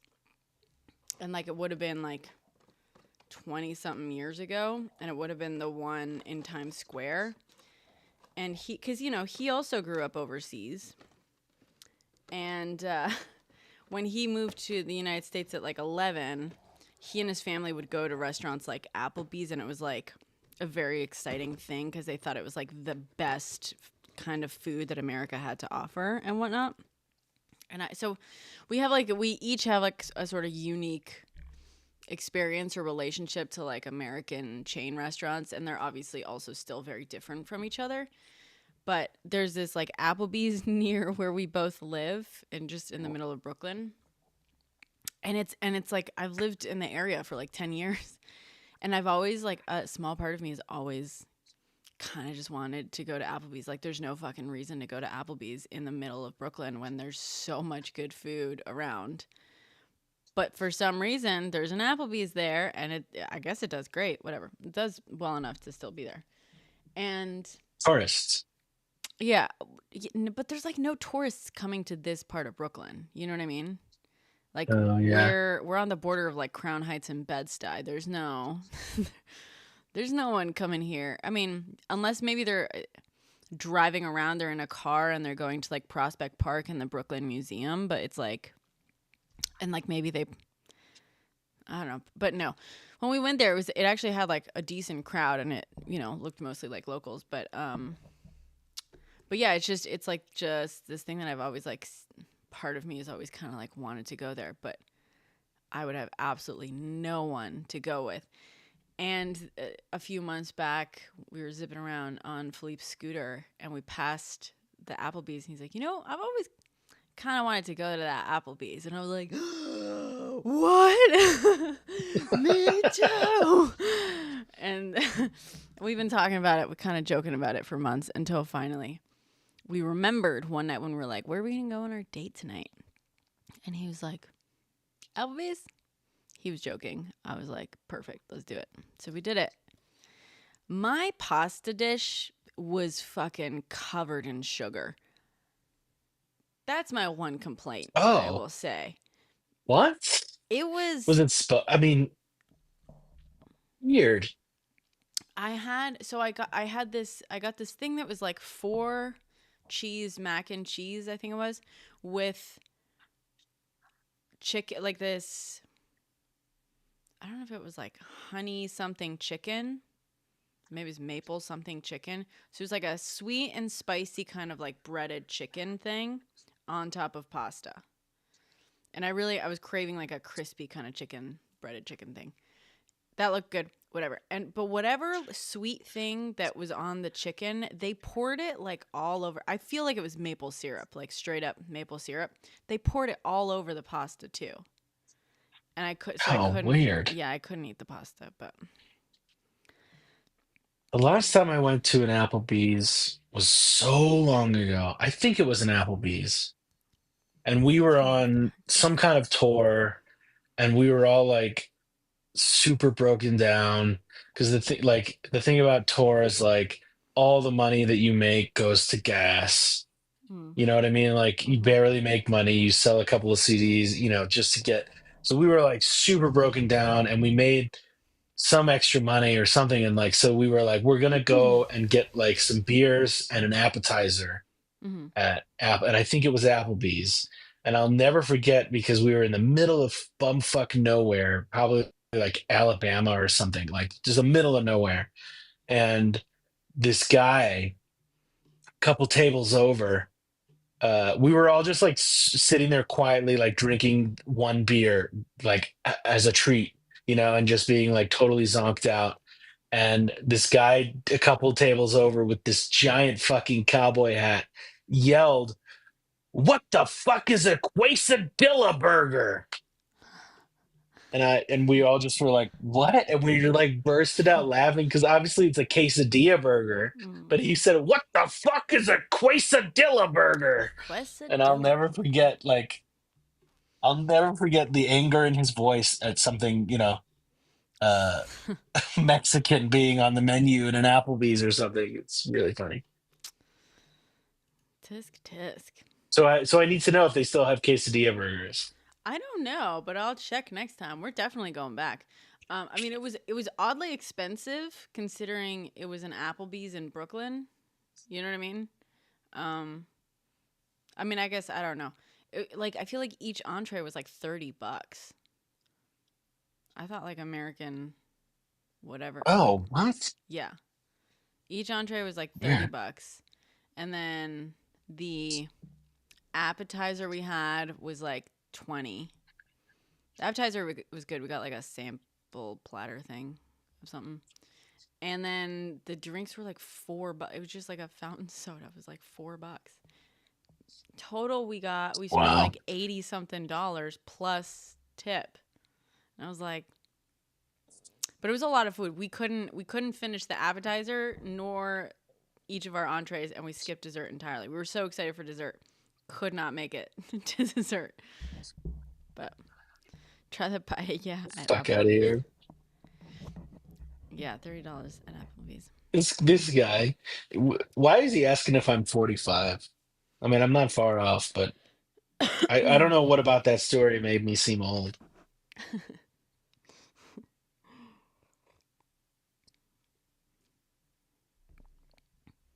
That is a high markup for frozen food. I will say it was really good. I was not expecting it to be that good. I mean, really good. You know what I mean? Like it. Yeah, I was surprised at the quality of it compared to my expectations. I had really low expectations. The maple syrup all over my fucking pasta, not a fan. That's Absolutely not a so fan. gross. So gross. But the chicken itself was actually really good. The yeah, the little like appetite. We've got this drink that had pop rocks in it. Like, What? yeah, like the Was it a candy. cocktail or something? No, he doesn't drink, but he was like, because, he was like, oh, the one thing I would get at an Applebee's is like a margarita. And so he found like a fun drink to have. And it was just like, it was like it was like a Shirley Temple with pop rocks in it. And you could hear them like in the drink. And then when you drank it, it Oh was like wow. very weird. It was very weird. It was so American though. It's like, who the fuck would just, as if a Shirley Temple isn't sugary enough. Just toss some candy in there. Just do it. Oh my god. God. To Shawspins? What is that? Unhinged. What is Shawspins? Did I have a favorite book this year? I did read that one. Jesus, what's it called? Unredacted. That's my one influencer movement Oh this year. yeah. I do have 2 books I've been meaning to read all year sitting right here that I have not meaning to. One of them I've been meaning to read for a few months, and then one of them I just got. But I will say, because I go on like these deep dive research things, most of the reading I do is either I have a lot of books I own because of like research purposes, but as of late I haven't been purchasing books for research because I haven't been doing like deep dive for like a film or a screenplay. So I mostly just do deep dives like online, and I'm like reading documents I can access online.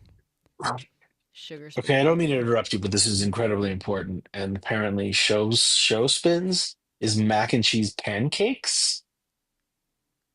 Like, what are the like? I need clarification. Do they like make mac and cheese and then like grill them into like a circle? What is the? Tell me more about this. Yeah, what? Because What there's is nothing not? more delicious to me. Well, that's not. I don't know. I love like burnt cheese. Like in a pan. Yeah, me too. Whoa. I used to make when I was vegetarian. Not This is not like a healthy alternative, but it was like a fun alternative.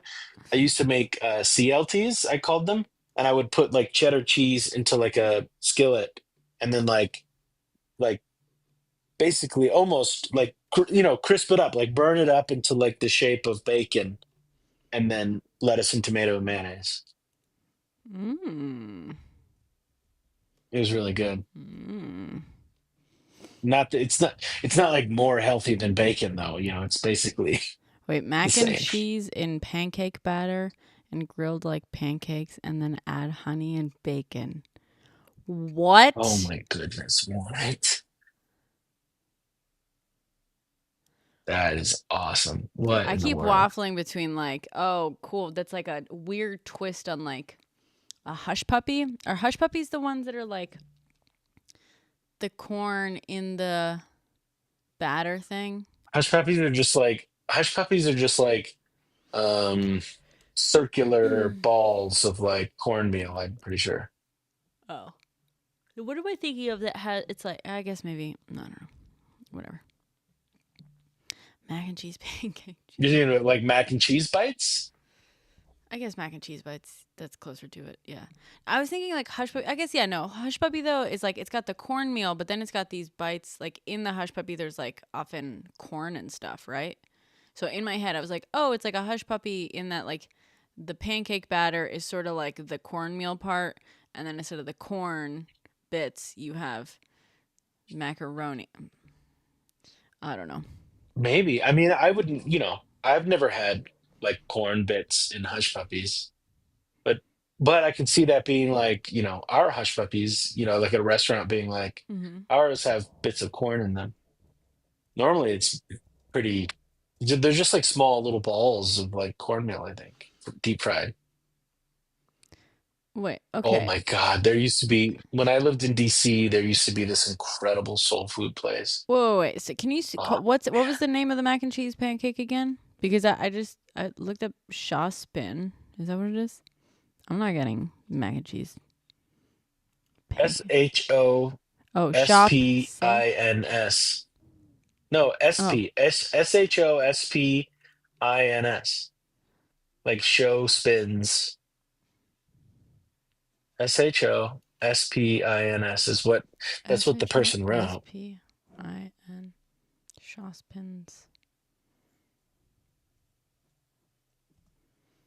Spins. Shospins. Just do Shospins mac and cheese pancakes here.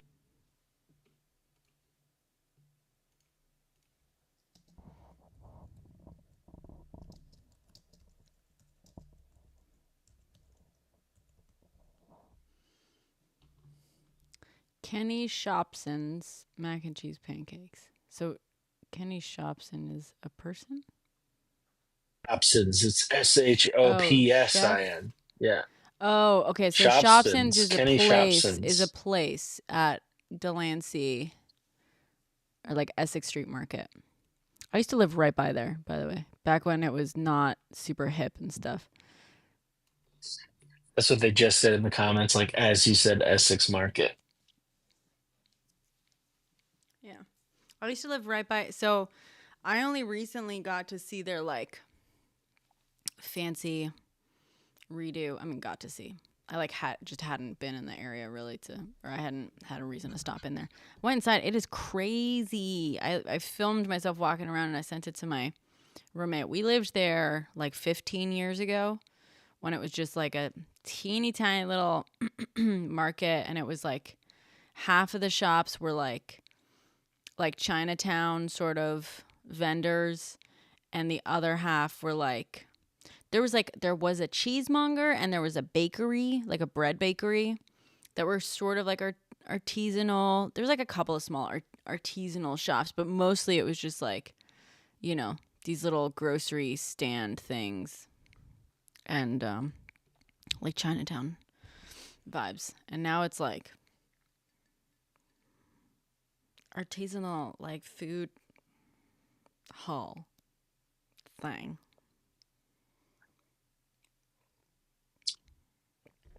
Okay, I'm so gonna make it. I'm gonna make it. We have well, oh, yep, I'm gonna make it. I'm gonna make that. I'm gonna make that sometime this week. oh, I can see. I just Oh, found a video. I just found a YouTube yeah, I'm looking at it. like a recipe for how to make it at home. Yeah, I'm looking at it. The Bon Appetit thing. Kenny Shopson. Yeah. Yes, yes, that's exactly what I just sent that to Ashley. I just texted it to Ashley. I'm totally making it.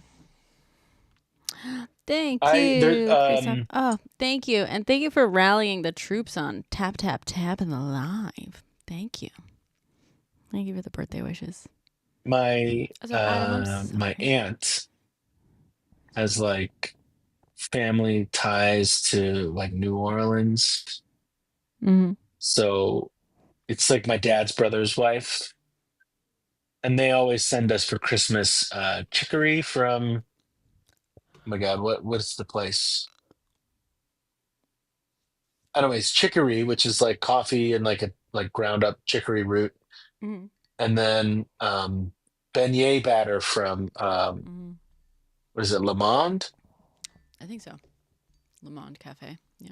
And I feel like this would be, I mean, we always try to make the beignets, but they never I think come they're out crazy. right because we can't, we can't fry them properly, So like, I Yeah. feel like this would be a great thing to use beignet batter and like try something new, like with mac and cheese and beignet batter. Mm. Oh, that would be good. Beignet batter. You need to get one of those like deep fryers to do. Beignets or something. I know that's why they always send it to us, and it's always like I really like it because I like chicory a lot. Mm-hmm. Um, like a little bit more bitter coffee. So Mm-hmm. when you like, but the reason I like chicory is because when you add a bunch of cream to it, or like a bunch of milk and sugar or something, like it still has the bitterness of coffee, like punches through more. Mm-hmm. So I like chicory a lot, but I don't always know what to do with the beignet. We always just kind of end up making like something that kind of resembles beignets, but not quite it. Mm. Yeah. But this would be fun. Like one year we did like instead of beignets, we just made like pancakes out of it, but we put like the bacon strips in the pancakes. Mm. Mm. That sounds nice. But this would be fun. This would be fun. I think it's Le Mans. What is and now if only I could be on the live instead of this Andrew guy, I could cook up an extra 10K. Hey, look, I didn't know we were trying to get views here. Yeah. What do you mean?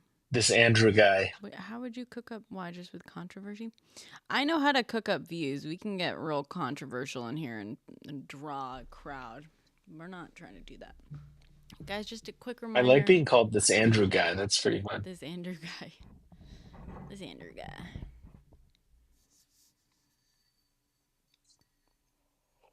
Hmm. You're just a pro hater. I'm gonna Do you change my get paid username. for it? You get paid to hate? You're gonna change your. Don't change your username. Profesh. You can only change it once, like a week. Do you know that? I once fucked up my it wasn't my username.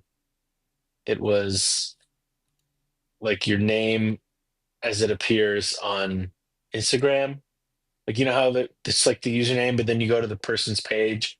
Like your username might be like at B Perez 1135, but then you go to your page and it says Brenna Perez. Mm-hmm. I once fucked up.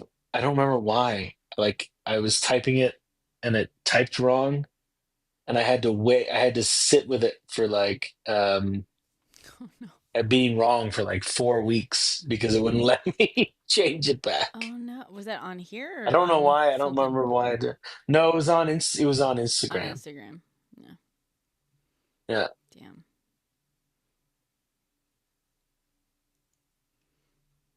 So, I don't remember why though. I was changing it around. so dude, that's But yeah, I fan. learned that lesson. Yeah. Fan AI. It's not even fan art. I wish it was fan art. It's fan AI art, which is like, you know what I mean? Like you couldn't even do the art yourself.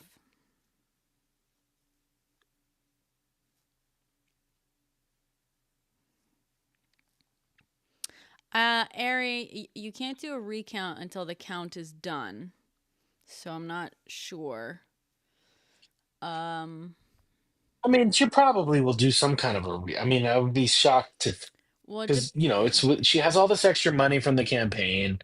You know what I'm saying? Apparently, Like no. Apparently, they could spend it on something. she's in the hole from the campaign. Apparently, that's the Oh, I didn't rumor. know that. The rumor is that I don't know. It's like a couple of sources close to the campaign says that they're in the hole by like a few million, but I don't know if that's true. That's shock. That would be shocking to me because Yeah, I they haven't had heard that, they Eric, had so much. but yeah, but people are saying that their vote hasn't been counted. Da da da. Da. So if you've encountered anyone like that, tell them to call their like county election board and stuff, like to call and maybe let the ACLU know or let the authorities know. You know what I mean? Like tell people to report. Like talking about it on social media isn't gonna do anything. You know what I mean? Yeah, talk is cheap. Talk is cheap. Yeah. And I want, if it's something real, I want it to be investigated. I don't give a shit what people say on TikTok or Twitter. Like I want, it to be real. Yeah. I don't want to be in a world where a bunch of leftists are doing election denialism just Mm-hmm. because it hurts that America sucks. Yeah. Yeah.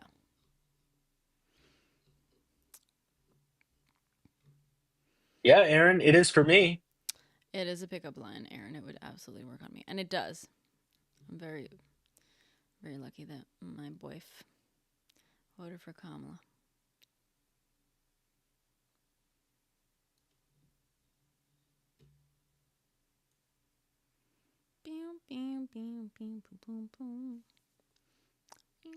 It is my song. It is, Did yeah. you just did you do that on purpose? No, I told you it's stuck in my head. Probably because it's like associated with you. Because I was like thinking, when we came on, we were talking about it. But I listened to it because I was trying to, like I said, I was trying to like lip sync it. So I was like, I had to listen to it a few times. So you might have a few dozen extra watches on your video today.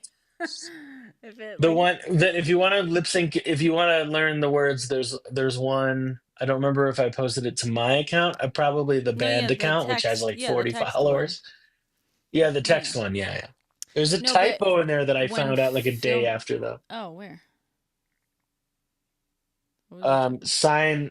It says sign in the line instead of sign Oh, on the line. well, I watched it multiple times. It didn't even register. Okay, good, good. Yeah, it's fine. Uh, yeah, well, because I know that the text is there, but if you're gonna film a video with it, you don't have the text. You can't see the text. So I was like listening to it over and over again. Oh, And then I was sell thinking, your soul to the devil. that's Trade the your part that I goals really for like. greed. That's the part that I was like, ooh, ooh. Trade your goals for greed. The no, just like Yeah. because it gets a little jazzy there. The bam, bam, bam, bam, bam, bam. It's like, okay, okay, yeah, Have you listened to the whole song yet? I think so. Or just the TikTok clips? Just the TikTok clips. Sorry. Oh, the whole song. There's a at the end of that TikTok clip, there's a key change. Mm-hmm. And then the last chorus is like super jazzy. Oh, okay. I'll have to go find the full thing. It's like na na to the da ba da ba da. Like the band does this full dropout where it's like ba na soul to the da ba da ba da trade your gold for the down down down down down. It's like big band kind of stuff. It's cool. Hmm.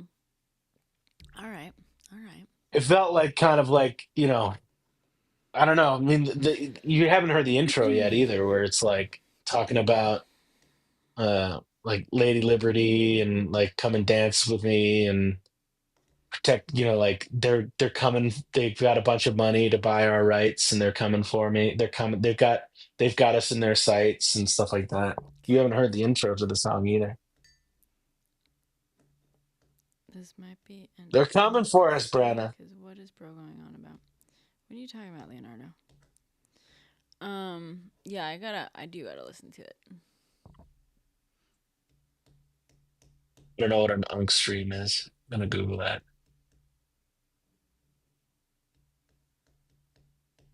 What does that mean, Leonardo? I'm like, I'm so sleepy. Why the fuck am I sleepy?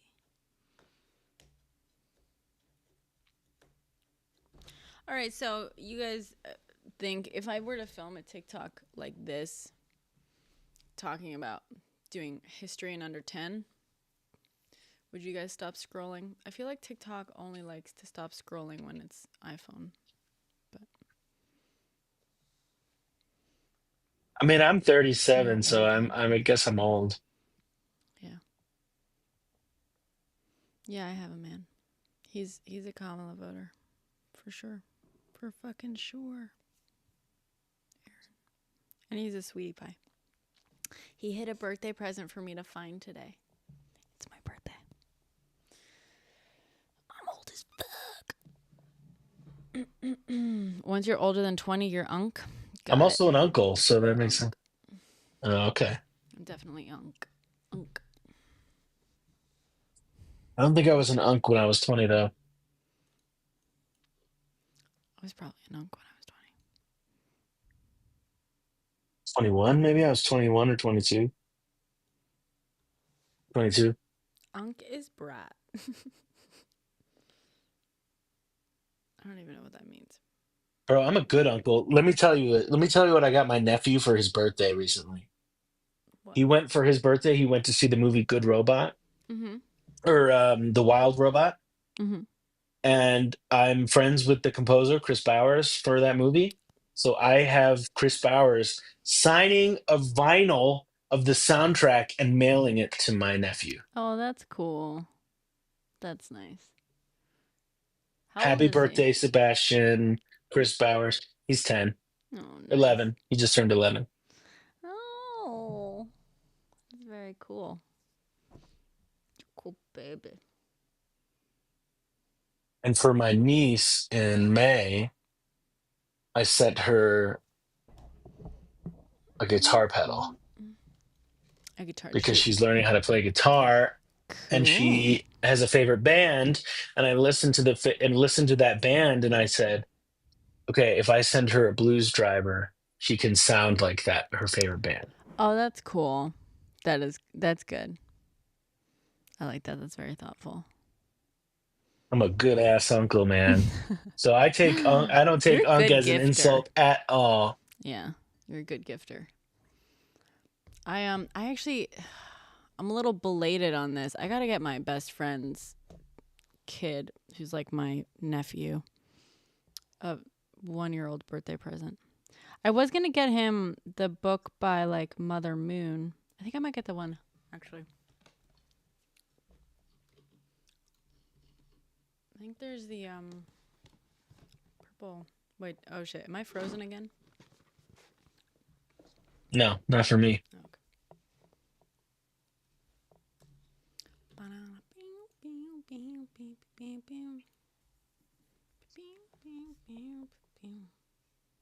What do you use to listen to music? Spotify or Apple Music? I do Apple Music. I quit Spotify when they gave Joe Rogan however many millions of dollars. Turns out I was fucking right about that, by the way.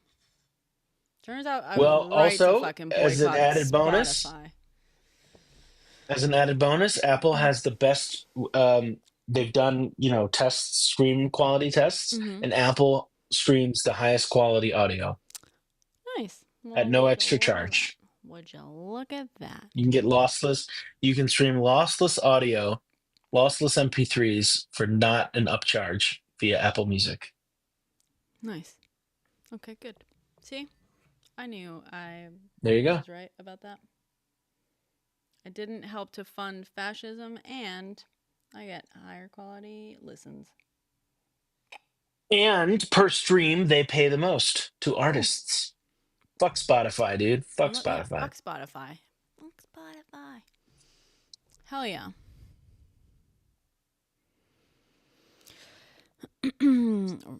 Joe Rogan is for bros. Real ones get the real from XQC. What is that? What is XQC? Is that another fucking fascist podcaster? Who knows? Probably. It probably stands for something that my Probably unk ass stands. doesn't know. Your unk ass doesn't. What was I gonna look up? He's a Twitch reactor. Okay. So he just reacts to things on Twitch? What kind of things? He's a Gen Z gamer. Okay. Is he one of the good Gen Zs or is he one of the concerning ones? Is he raising an army of fucking. Man, I'm so disappointed in the Gen Z Me bros. too. Because I Everyone says remember all the everyone's talk, Gen Z. I remember all the articles about how Gen Z is like, you know, socially, Well, they paying are. attention to They are politics and too. all this shit. They are some of the most. They are like the most involved generation and have been for a few years. Like they're at the forefront of a lot of activism, like progressive activism, BLM, the pro-pal stuff, climate change. I mean, I spent my summer around, Gen Z progressive activists. They're very much out there doing it, but it What do looks like you think the breakdown, though, of gender was? I mean, obviously, not all Gen Z guys are. Well, conservative, but like, no. were Well, you, do you see more? I don't. So I can look up. All I remember off the top of my head, I remember that only 40 something percent turned out this year, which was less Oh, than, which is a lower percentage than in 2020. So a lot of them sat out the election. And then of the women who voted this year, Gen Z women, um, back in 2020, 33% of them voted for Trump. And this year, 40% voted for Trump, which is like a bit, 7 points. And those are the ones who like bothered to show the fuck up. but so That's like that's a the thing big is change. That's that's the the women. tough part about these percentages. That's the tough part about the percentages to me because like if less of them showed up, then a higher percentage doesn't mean that like you know what I'm saying. Yeah, but it also means that fewer of them cared enough to show. You know what I mean? Like, because to me, the ones who showed up last time who couldn't be bothered to show up this time, like, sure, they're not Trump supporters, but the fact that they sat out is a very specific choice. But this is also just the women, right? The like, there was a huge gap But between them Gen but Z them women. sitting out but them sitting out could change the percentage of who voted for Trump is what I'm So, saying. but then, sorry, what? So But let's say you have 100 people. Let's drop it down to 100 people who voted in 2020, no, no, I and understand. I understand. 33% of I those understand women what you're saying. voted for Trump. Right. And now 70 people only vote this time. So it looks like 40% of the 70 voted for Trump, but it Well, was the same 40%, exact 40, people who voted for sure. Trump. But it's still notable that 40% of the 70 voted for Trump. And you know what I mean? Like, it is But that's what still, I'm saying is I if understand. all No, no. 33, I understand what you're yeah, saying, but also, like, the choice to sit out is an important one. You know what I mean? So the yes, choice yes, of who yes. the fuck showed up, of who could bother to show up, is an important one compared to the ones who sat out. And it was 56% of men between the ages of 18 and 29 voted for Trump, while just 40% of their female peers did so. So that's the preliminary exit polling. So it's a big gender gap for sure. I guess because once people like sit out, then the percentage like doesn't mean as much to me. They don't want to show up for those that aren't showing up. Yeah, but that's like the fact that they think people aren't showing up. Like, that's what's weird too. It's not that it's weird, but it's like they're being sold these weird sort of ideas of who's doing what for them and stuff. They're just they are not critical thinkers. I gotta say, I love Gen Z. I love Gen Z women. I love progressive Gen Z. Like I said, I spent all summer around them. I fucking love them. They really are just doing a hell of a lot of work. Um, but the media literacy among Gen Z is like, in some ways, like boomer level media literacy, Mm, if you know what I mean. Um, there's I do. yeah, it's, you don't believe that many didn't vote. It's siloed. What do you mean by that? Victrola. It seems like a lot of them didn't vote. And I think the thing is, right? I think a lot of them who didn't vote, like, it's true that like just not showing up for the vote doesn't make them inherently conservative. I think the issue is that a lot of the more progressive ones sat out, right? Like, they were like, I can't vote for anyone who supports a G side, right? Which I disagree with the logic, but I get it. I understand what that choice is, I guess.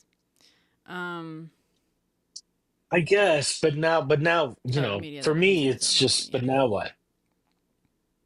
What do you mean for you? Well, I think I'm like, okay, I'm gonna sit this out because I can't vote for Oh, yeah, yeah, someone yeah. as No, part of an administration. yeah. And but here we are now Okay, so with the what's the next? Yeah, that's guy who said, yeah, with the guy who said finish the job. You know what I mean? Like that's wild to me. yeah.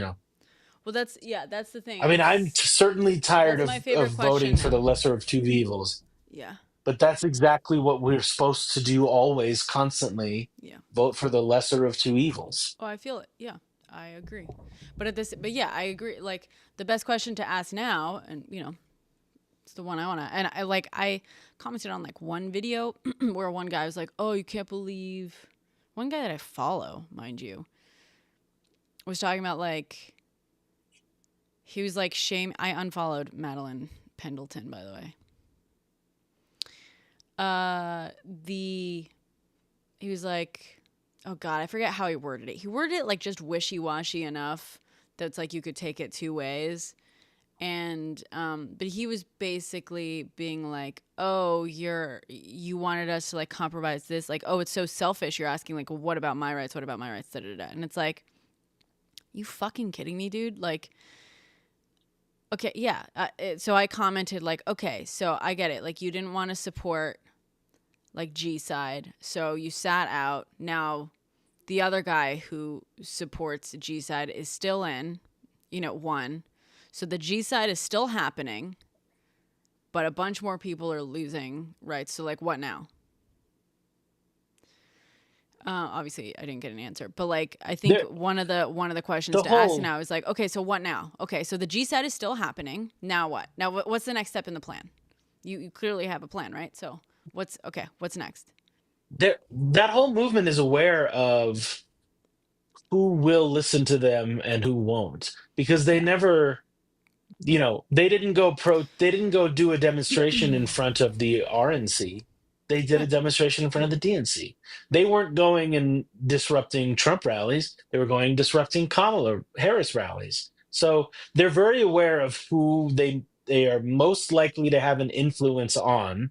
So the fact that they couldn't bring themselves to vote for her and try to help get her elected is beyond me, because they at least understood that this person is more likely to listen to us, and our protest voice Yeah.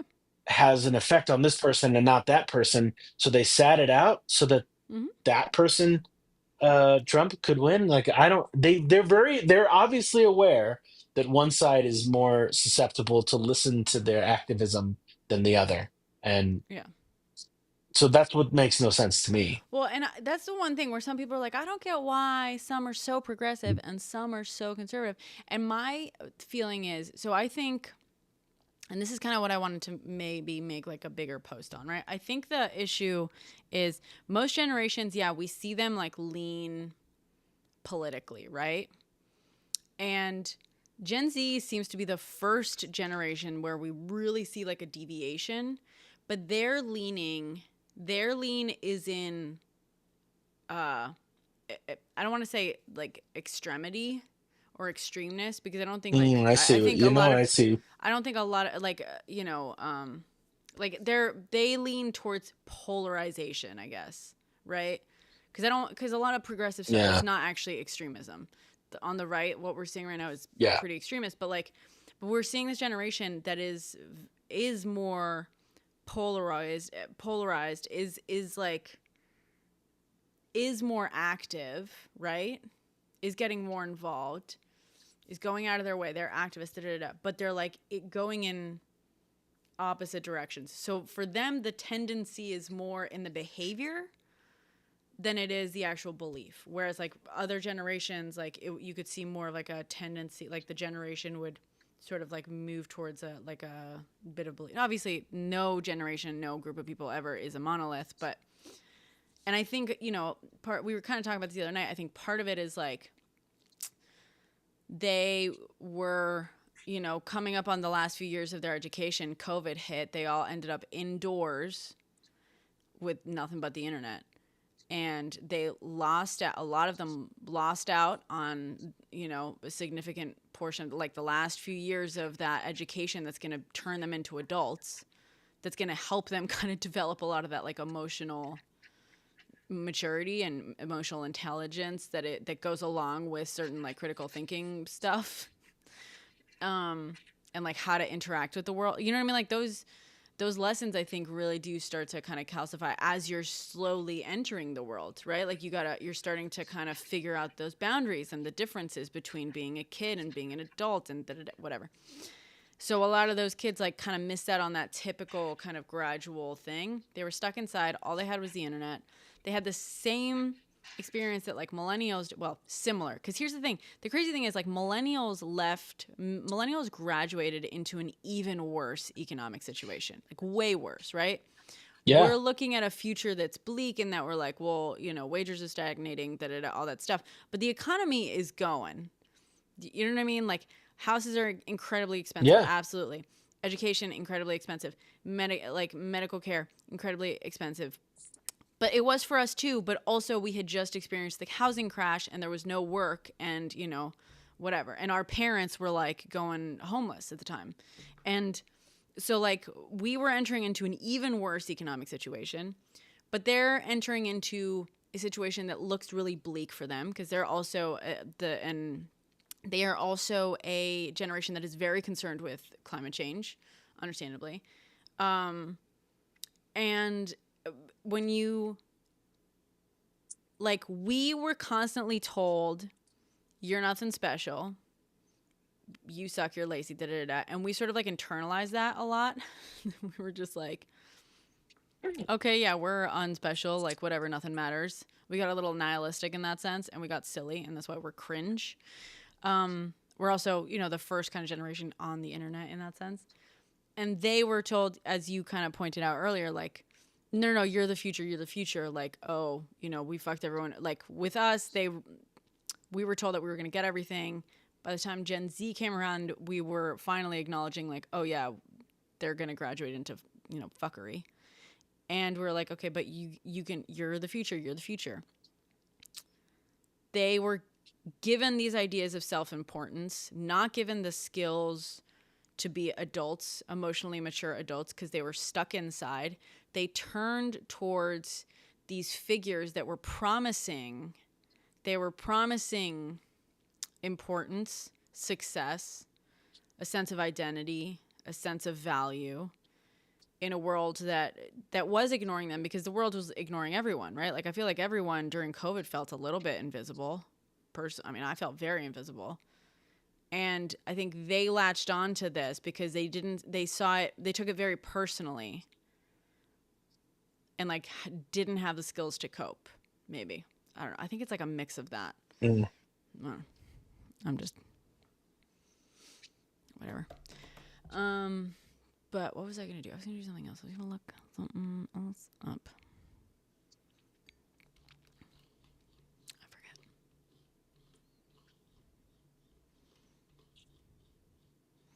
Hi, Nas. It's my birthday, Nas. You think this is more true for older Gen Z? Yeah. Well, it's the younger Gen Z that's more right wing. Yeah, it's the recent grads. The recent grads Recent high that school like were in grads, high recent college school. grads. Yeah. Who kind Yeah. of spent the last, yeah.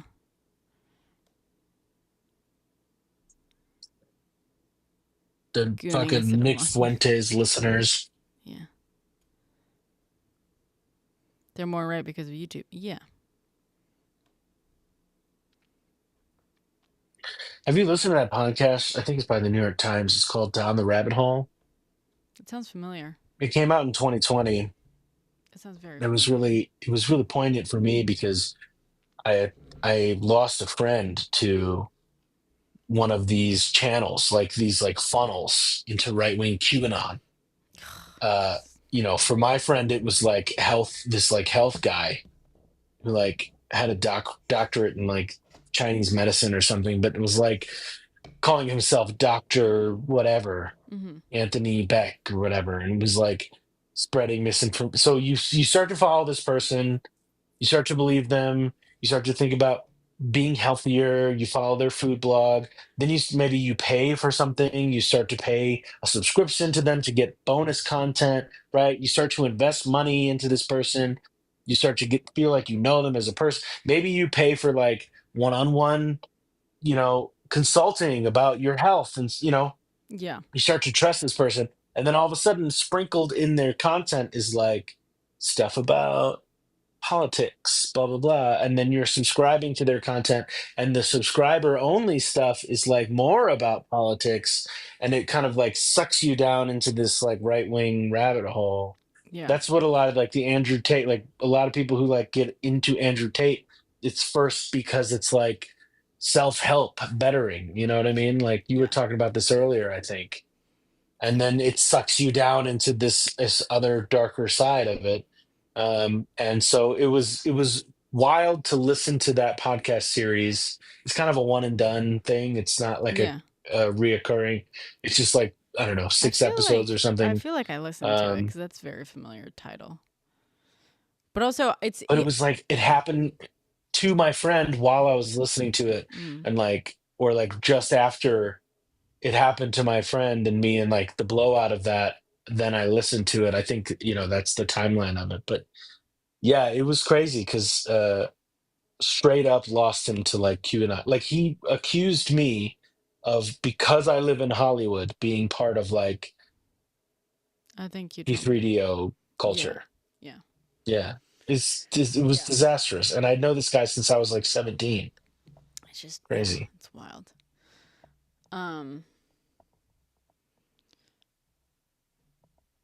I was gonna say something. It is YouTube. Someone just said, yeah, it's an insane pipeline on the right Yeah, for YouTube. YouTube. Yeah. And a lot of it happens on YouTube. But now it's happening on TikTok too.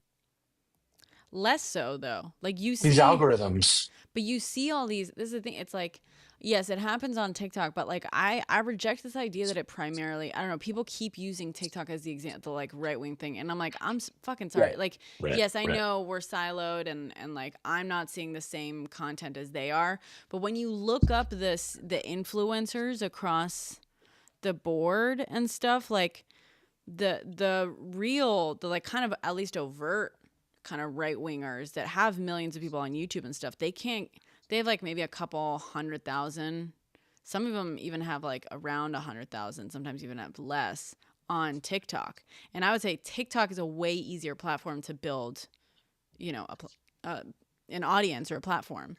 But these guys like can't get nearly as much of a foothold as they do on like, or as they have on YouTube and Mm. whatever. But Like one of the things from that rabbit hole podcast series was like, it's not just one platform. It's like maybe you find this person on TikTok and they seem kind of, or Instagram, because it was talking mostly about like fitness bloggers, vloggers, and like you find them on Instagram, and on Instagram it's like all fitness stuff. And then they're like, follow my YouTube, and you follow their YouTube, and on YouTube there's like a little bit more detailed stuff and this and that, and like so it's across more than one platform to be sucked down into these rabbit yeah. holes. You know what I mean? Yeah, that guy It's canceled like his on clothing it. company. I almost did like a little expose on him, but I figured most people knew who he was. But he very much is a pipeline. He like on here he was like very anti corporation. Like it seemed pretty kind of like leftist stuff. He was the guy who was like, oh, only like 3 corporations own like every brand of cereal, sort of stuff. Did you ever see any of I those? remember that guy. Yeah, so Yes. Yeah. Yeah. Yeah. he's a fucking right wing nut job. He's like independent, right? But he's like an RFK Jr. type of person. If you look at his Mm. Twitter, he has some tweets about like how he thinks that it's like there's like some sort of like anti-Christian global conspiracy sort of thing. And he's got like weird fucking conspiracies. He had conspiracies about like the CIA installing Kamala and just all this stuff. But on here, he presents like the window on here is a very sort of progressive kind of dude, right? And it's like, and I saw, and the reason I had a red flag with him was because in comments, well, he was talking about like he had a bunch of videos that were like removed at different points, and he would like post about that, and like post about like getting censored and da da da. And then in comments on one of the videos, he was like, yeah, like he was like, Twitter's like the only place is like the only place where there's true free speech. And I was like, Oh, okay, red flags. red flag. Yeah.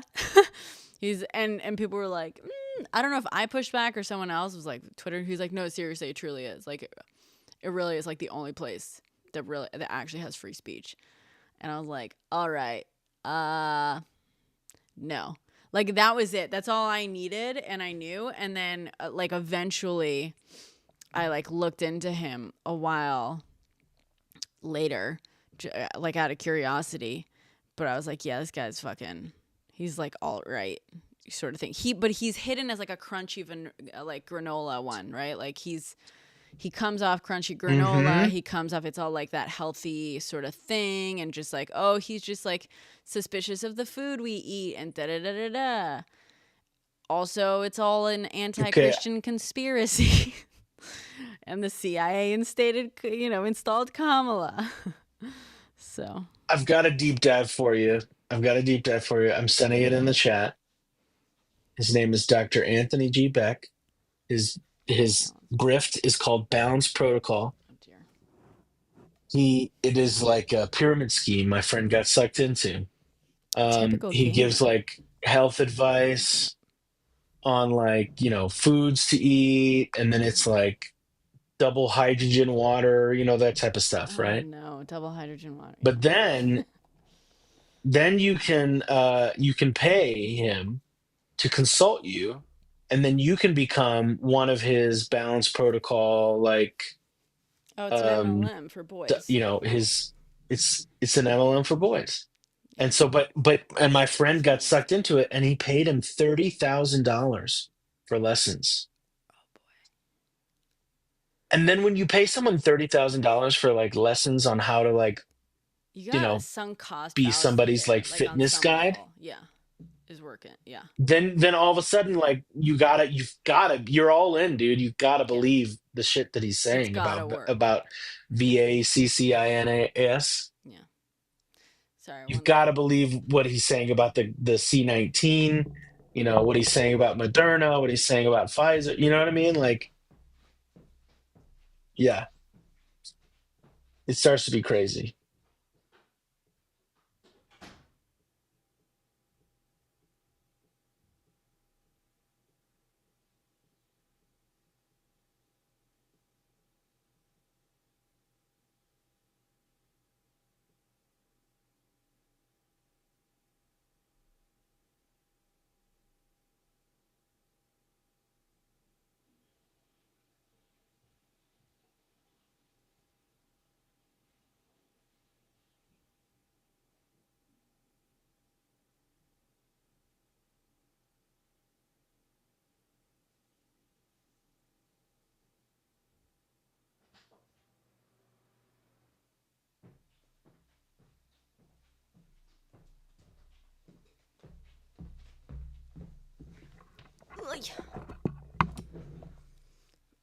Sorry.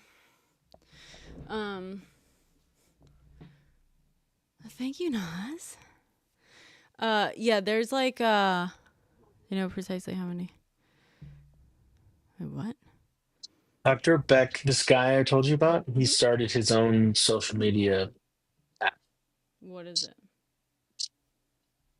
I don't even know if it still exists. I made an account because a bunch of my college friends were like really worried for our friend. Hmm. It's Let me see. it's funny because I recently had, we should do a gaming stream. I might do one during the day tomorrow today. It's my birthday and I'm gonna do whatever the fuck I want. Thank you, Nico. So I had this call with my friend. He's a friend that we like mostly talk politics. He's like, he's pretty lefty and all that kind of stuff. And so of course he called me after the election just to be like, how you feeling? Da da da. And we were talking, about, just like so what's going on. And he's like, oh, I've got like my first client soon for this like thing, and I was like, what? He's like, I'm like starting this new venture. He's like, I went to FIT and he's like, I am like an image consultant, or I've kind of started this like little image consultant kind of business for like men, just kind of like helping them dress for like, corporate thing, whatever. And he's like, but I'm doing this like angle that's more just like for online stuff specifically, like, corporate image consultant for like Zoom calls and, whatever. And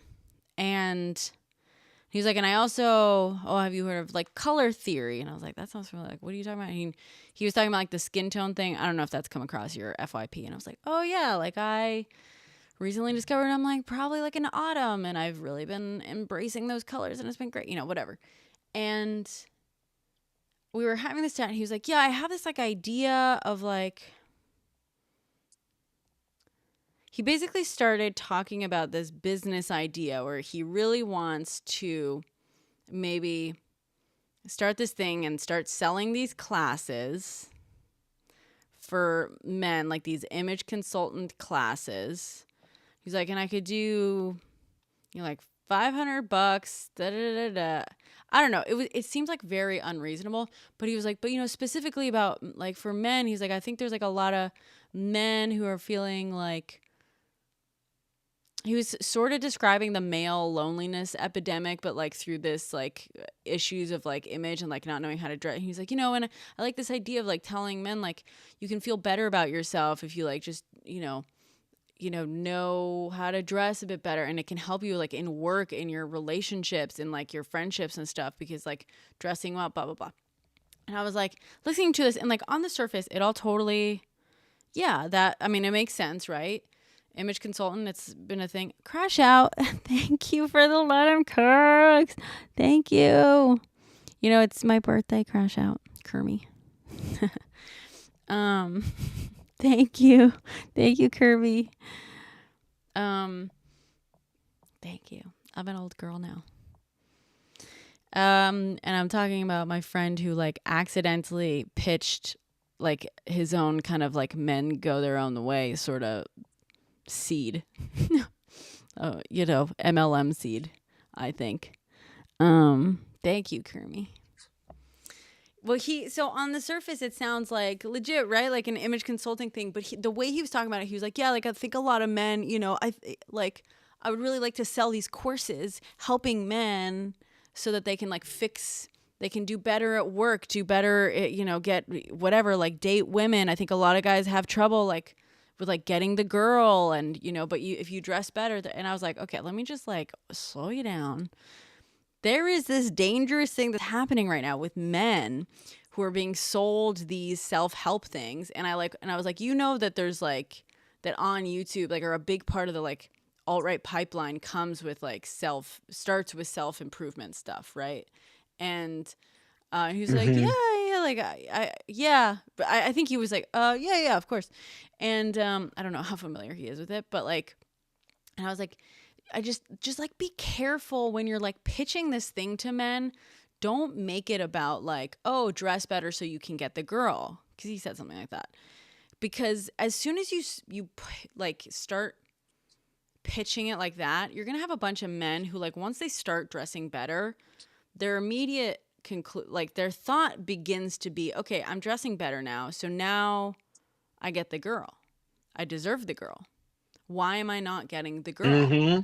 And that's how you start ending up with men who start blaming the girl for not ending up with them because they did everything right. They made the changes. They got the confidence. And he was like, well, yeah, like, I like the idea isn't really to tell them that, but it's like, the idea is like, if you have more confidence and stuff, that's what's going to like get you the girl and And I was like, yeah, but like, we gotta like, let's stay the fuck away from the girl altogether. Like, can we not? Is there a way of doing this where you can be like, the important thing is that you have more confidence and you feel good, and that's enough, and that's it?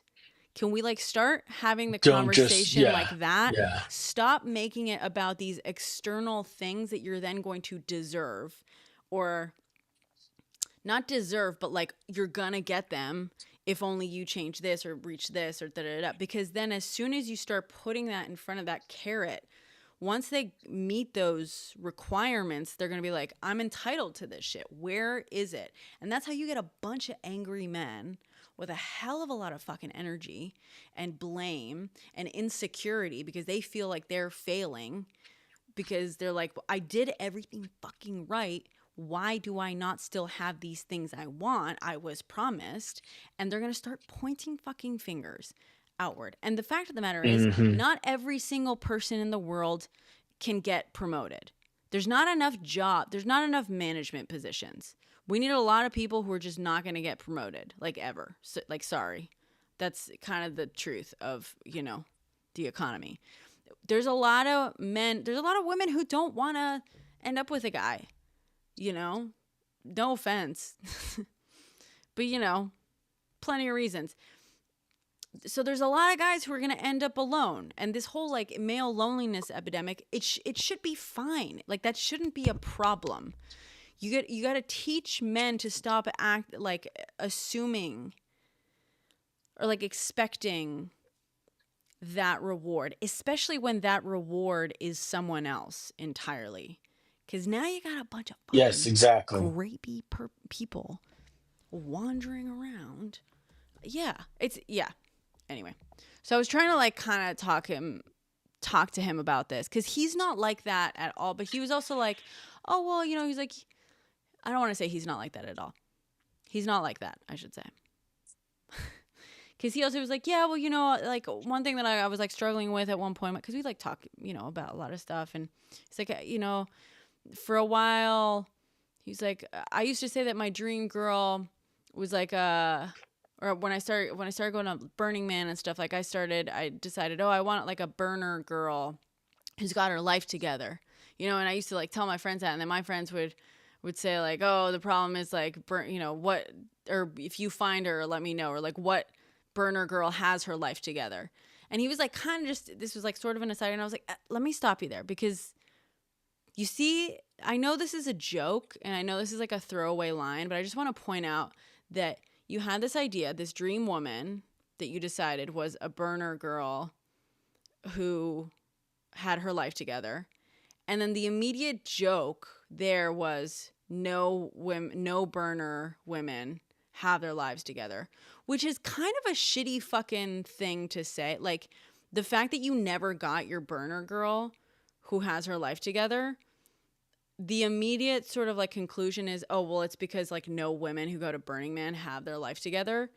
Like that inherently is a misogynistic kind of like joke. I get it's a throwaway joke, but like, why the fuck not be like, why couldn't the joke be something more directed at himself? You know what I mean? Or like, and I know that it was like his friends were making that joke, but I was like pointing it out. He's like, no, I know obviously women who are burners like do have their life together. And I was like, I know you do, but like when you were like, I know exactly who I want. This is my dream woman, a burner woman who has her life together, and you didn't get that. The immediate sort of joke was like, well, there are no burner women with their lives together. Not like, oh, Right. it That's might the just not. default. Yeah, Yeah. that's the default, and I know it's minor, but I was like, you're blaming the women for like not having. You're saying, oh well, none of these like perfect women are good enough, and that's why it didn't happen. You're not just being like, oh well, maybe it just It's not doesn't you fucking that's happen. not ready Yeah. for. and it Yeah. doesn't even have to be like, oh well, it's about me, I'm not good enough, because that's not true either. Like I was like, just you gotta kind of have this awareness of like, it might just not fucking happen that way. It doesn't happen for Or everyone, maybe and the it definitely women didn't. who go to Burning Man and have their life together aren't looking for relationships at Burning Man Yeah, because they're there for a fun, good there's time, not to so many meet a reasons. guy. There are so many reasons for him Yeah. to not go to Burning Man and meet the woman of his life, the love of his life, who happens to be a Burning Man woman who has her life together, whatever the fuck that means, right? Because that can mean so many different things. There's so many different reasons. She could be there. There could be 20 of her there. There could be 1,000 of her at Burning Man, and none of them cross paths, right? Or none of them have the right conversation. There's so many reasons for it not to happen. It's not because He's looking for the wrong But it's not because burner women don't have their lives to, and but to like also No, have this exactly. No, specific exactly. goal of like, oh well, if I find this I'll be happy and everything will be good. It's like you're using these outside people as these props, as these goals, and then when it doesn't work out for you, you belittle them in your mind, and that's like how it kind of starts. I know it's so minor. I feel silly talking about it, but I feel like that's just like an indication of kind of the default, right? The way men tend to look at these things. Right. And I was just, yeah, it was Right. just an interesting conversation where I was like, just like be careful about how you pitch this and how you view this because men are promised a lot of these sort of things, and it's all based on Hmm. this idea that we have already built in our society and our cultural understanding, but we really need to be working on moving away from it, I think.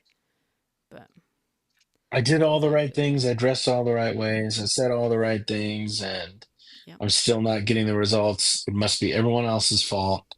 Mm-hmm. Right. And the results being, of course, someone else entirely, right? It's often, I mean, yes, partially it's like the job and the success and da da da. And if it doesn't work out, oh my gosh, everything, yes, blame everyone else. But especially when it comes to this idea of like love, all of a sudden you're Dating. involving Yeah. Yeah. this hypothetical other person without that hypothetical person's consent, right? Which is odd to think of because if they're hypothetical, you don't need their consent technically. But you've cast someone in that role Yeah, but once you in your start doing head. it in practice, it's no longer hypothetical. Yeah, exactly. Yeah. Remember that guy from might have like 15-ish years ago? He was on some reality show, but then he released a book. It was called like The Pickup Artist. I do. Absolute scum, awful human being. Do you? He's the reason that people say like you neg somebody, you like neg. You Oh, know what I'm yeah. talking about when I say neg? Yeah, I do. Oh, I do. 16 years ago. He also like coined the idea of like peacocking, which is like wear Mm-hmm. wear like a ridiculous hat or like Mm-hmm. something totally absurd that starts conversation. He had this idea that like uh because my friends and I like were like this guy's fucking crazy because I remember like one of my friends one of my friends, you know how you have like friends in college and then there's like the people who like kind of hover around and Yeah. like sometimes are with your friend group and, Mm-hmm. and then they go and then maybe you buy certain gardening products from them and then you don't see them for a month and then you Mm-hmm. have to buy those gardening products again so they come back. So one of those types of people like who hovered around my friend group was really fucking into this like pickup artist guy. So one night we like cornered him. We were like, what is like, what is it? What is all of this crazy bullshit? Yeah. And he was like, "Oh man, like when you're at a bar, you're supposed to like when you talk to a girl, you like lean away from them so that you like force them to lean into you to talk to you." And it was all the most misogynist stuff I've ever heard in my life. It was like, you've got to like you've got to change up locations. So maybe you start talking to them at the bar and then you go to a booth and then you go maybe on the patio. You've got to at least do three different locations before you take them home for the night. And it's like, and we were like, why three locations? And he was like, because it disorients them. And the only thing that's constant is you. And you're like disorienting them with three different locations. But then the only thing that's constant is you. So they gravitate to it. Was all the most misogynistic shit I have ever heard in my life. Yeah. It's craziest stuff. Do And that's you? like, that's No, what I'm Andrew just kidding. Tate is. That's like the same stuff. Yeah. Do you ever listen to the podcast If Books Could Kill? No, that sounds really interesting though. It's good. It's like these two dudes who like read these books, often self-help books. Often. I don't know if they're always self-help books. No. I don't think they're always. There's like a theme. Maybe those are just the ones that like Philippe and I gravitate towards, but they do one about like the pickup artist thing. They do books like that. And basically they like break them down. They kind of fact check them a little bit. It's less of a fact check, it's more just like a loosey thing, but they'll be like they kind of call out the bullshit in a lot of the books, especially the self-help ones. It's Yeah. yeah. I mean, it's, sometimes they miss, I think, but they do a lot of those. They also do like um, men are from Mars, women are from Venus, or whatever book that one was. Have you heard that one? Do you remember that one? Yeah, I remember. I mean, I never Books. read it, but I Yeah. remember. There's a few yeah, that they kind of analyze and they walk you through. They give you like a good summary of it and stuff, and they of course also like kind of critique them and are like, this is what's bullshit about this book. I like it. Um,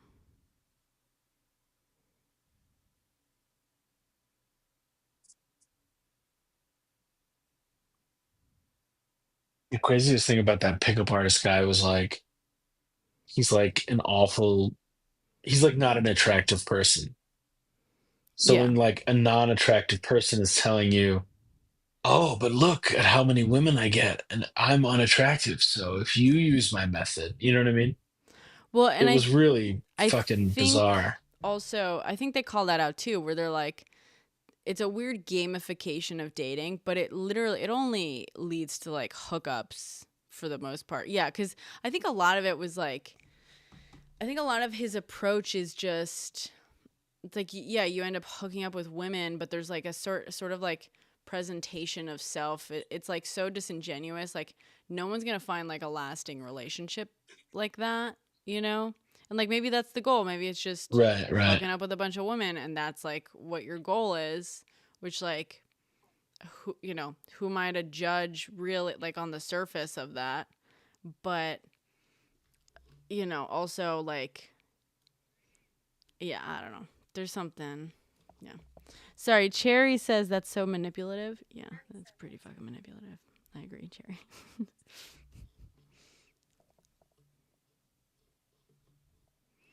Are you reading a YouTube channel? I don't see it. Yeah, yeah. I don't have the chat up on or it's a Twitch chat. Are you on YouTube? You miss your Me? abs I and they mean, I miss have me. a YouTube page for my music and stuff. No, I thought when you said I don't see it, you meant yeah. It's a chat on the other Oh, I one of was the other looking at phones. The Yeah. TikTok chats. Yeah. Yeah. Ay ay ay. Yeah, that's funny. I miss my abs and they miss me. We need to be together again. I hope you find your abs again. I hope you two find each other again. I've got a six pack. Do you? Six pack of what are they called? The pudding snacks? Snack packs? I've got a Yeah, six. snack. I've got a snack pack. You got a 6 snack pack. Yeah, a six Six pack of pack snack snack packs. packs. Um. Yeah. Mm-mm-mm. I received 2 invites today. What the hell? Oh. You're 18, so you can go to sleep whenever you want. Are you really just 18? Or do you mean you're over 18?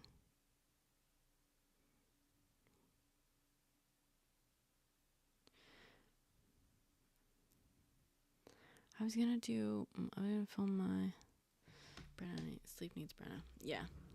God, I'm so drowsy. I wanted to film my Nixon tapes thing in this outfit. It feels very, 70s. I think I'm gonna do it. I might sleep for a few hours and then just pop this back on and film it. Don't you dare tell anyone. Let me see comments in the chat being like,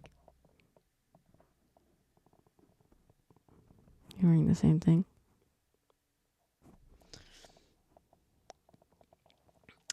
Depends, Bree. What do you wanna join for? We're not really debating or anything today.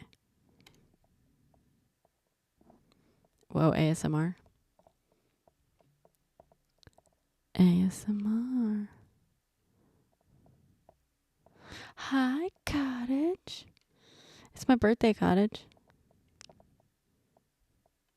Oh, almost the same name. You have a question? Hey, Brenna. Hi. Happy birthday. Thank you. So it's funny because my name is Brianna Perez. So Nice. we have almost the same name. Is Yeah, it yeah. is it Perez So with a Z oh, sorry. or with Yeah, with it's an with a S? Z. Oh my God, that's so funny. It's with the Z. So we almost have the same exact name except I have an I. I That's so know. funny. Same fam. Hi, Um, twin. hi. Hi, and happy birthday. Thank you. Thank you so much, Brianna That's Perez. exciting. Perez. I have I know you're just chilling right now, but I have a question like about your thoughts on this whole thing that's going around that the the election was botched. So I have been resisting going. I don't know how much you've seen of my content. I do talk news and stuff, and also, I mean, commentaries on news and sometimes history, whatever. So, some people have asked me, like, oh, are you like following that? Are you like posting about it, whatever? I am waiting until I'm trying not to just add fuel to any conspiracy theory fires, right? Yeah.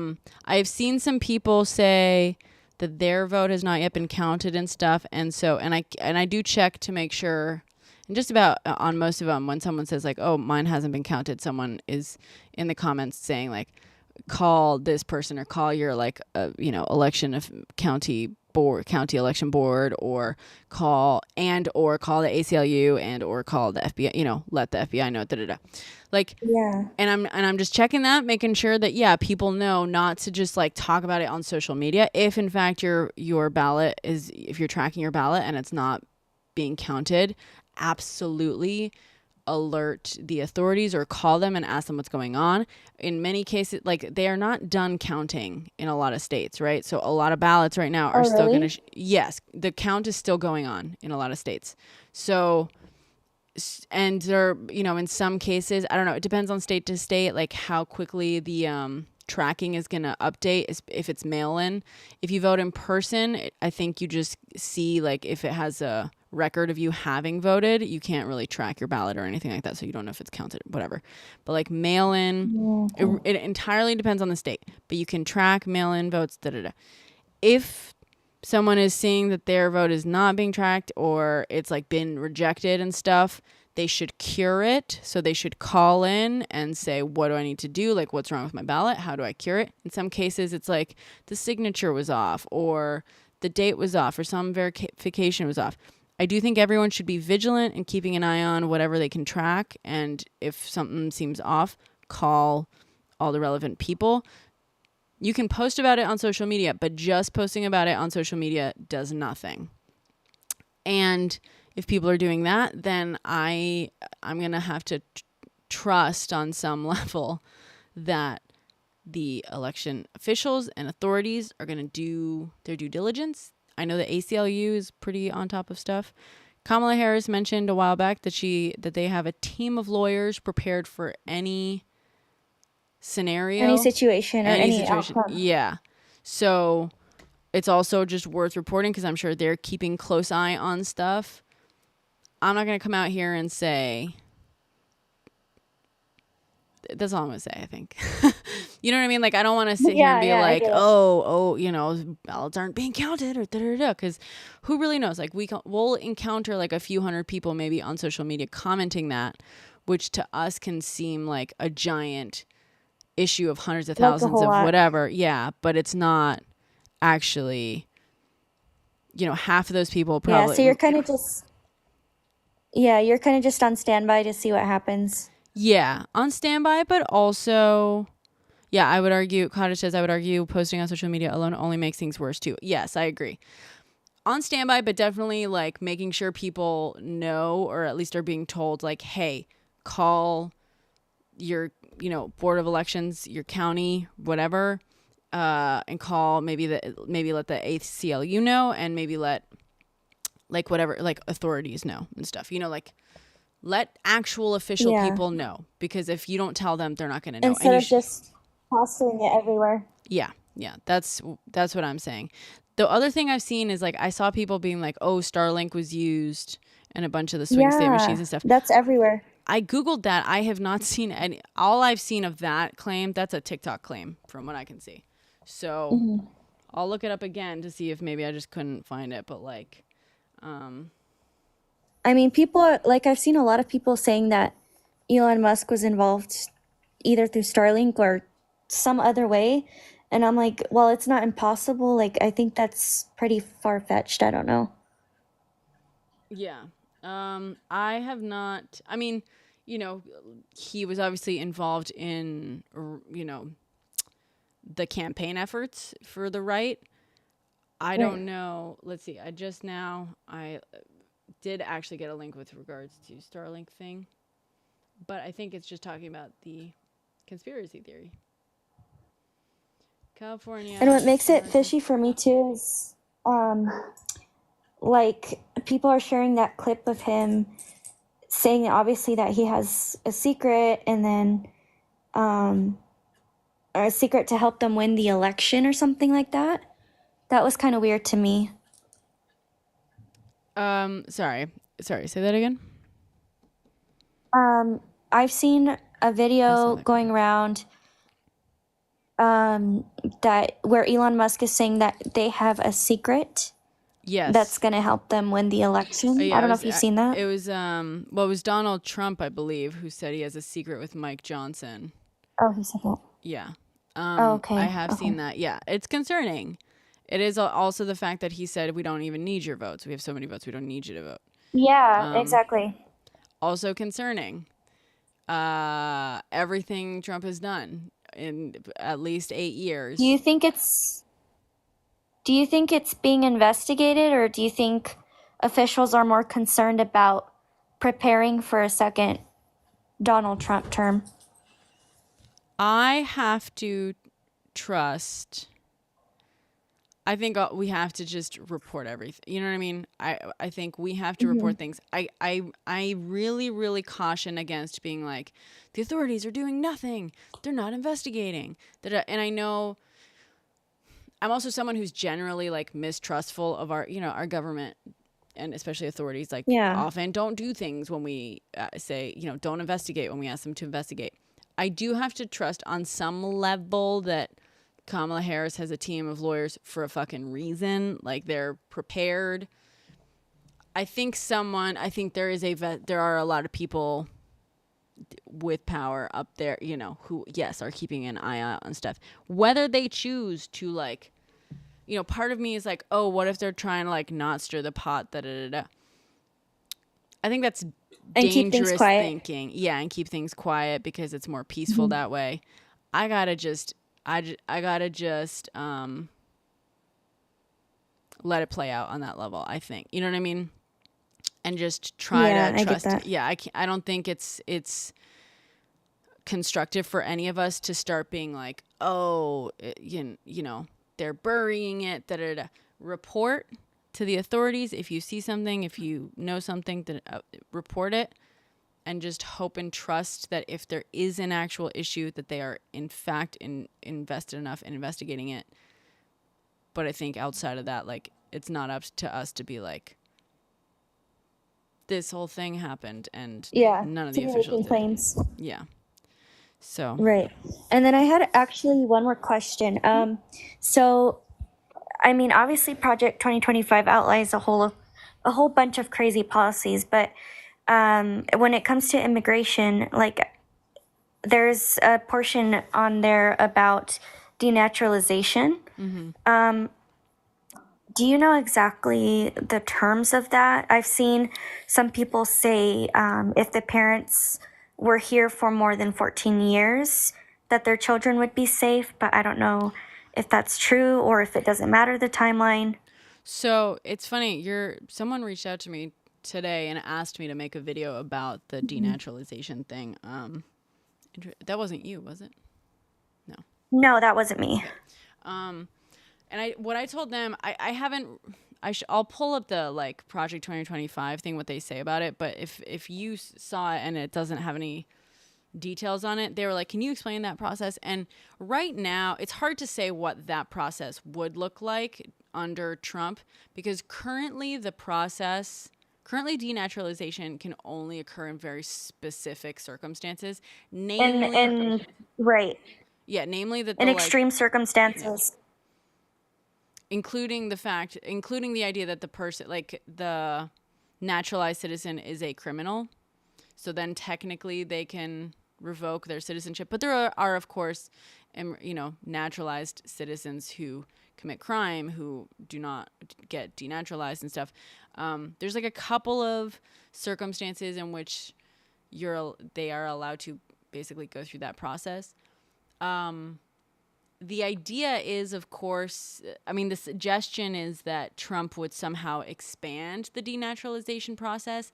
My biggest concern would be, because denaturalization is allowed for criminals, part of the narrative that they have been pushing from the beginning is that like basically all asylum seekers are criminals just for having entered the country through not like a port of entry, even though in reality, no, the asylum process in the United States does allow you to request asylum even if you don't enter through a port of entry, an official port of entry. But I think part of the reason why they have been spreading that is so that they can be like, oh, well, all asylum seekers are criminals, and like, or all immigrants who like originally crossed not through official port of entry are technically criminals. Therefore, we can denaturalize all of them. I think just to villainify a more broad spectrum of people. Yeah. But we don't actually know that, you know what I mean? Like it's really hard to know what that would actually look like, because they would basically be implementing like a whole new kind of system and approach to this, you know? Right.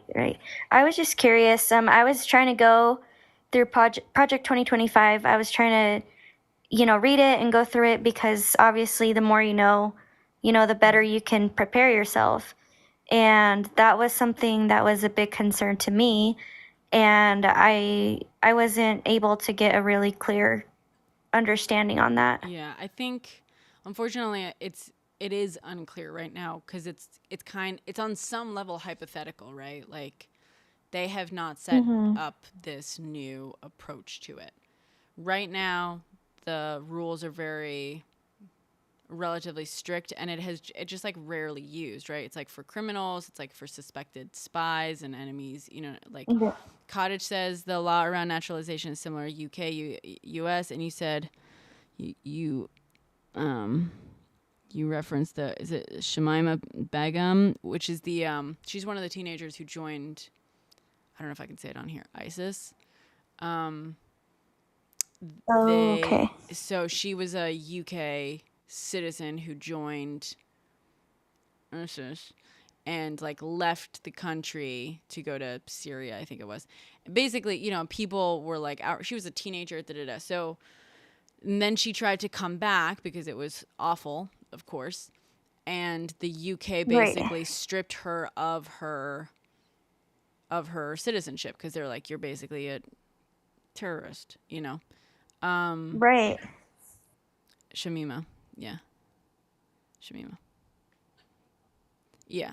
Her case is important precedent for international rulings on this. Yeah. I know there's a bunch of, I've seen, I think it's kind of bad probably that I get a bunch of my news on TikTok, but I've seen a bunch of lawyers on here. Right.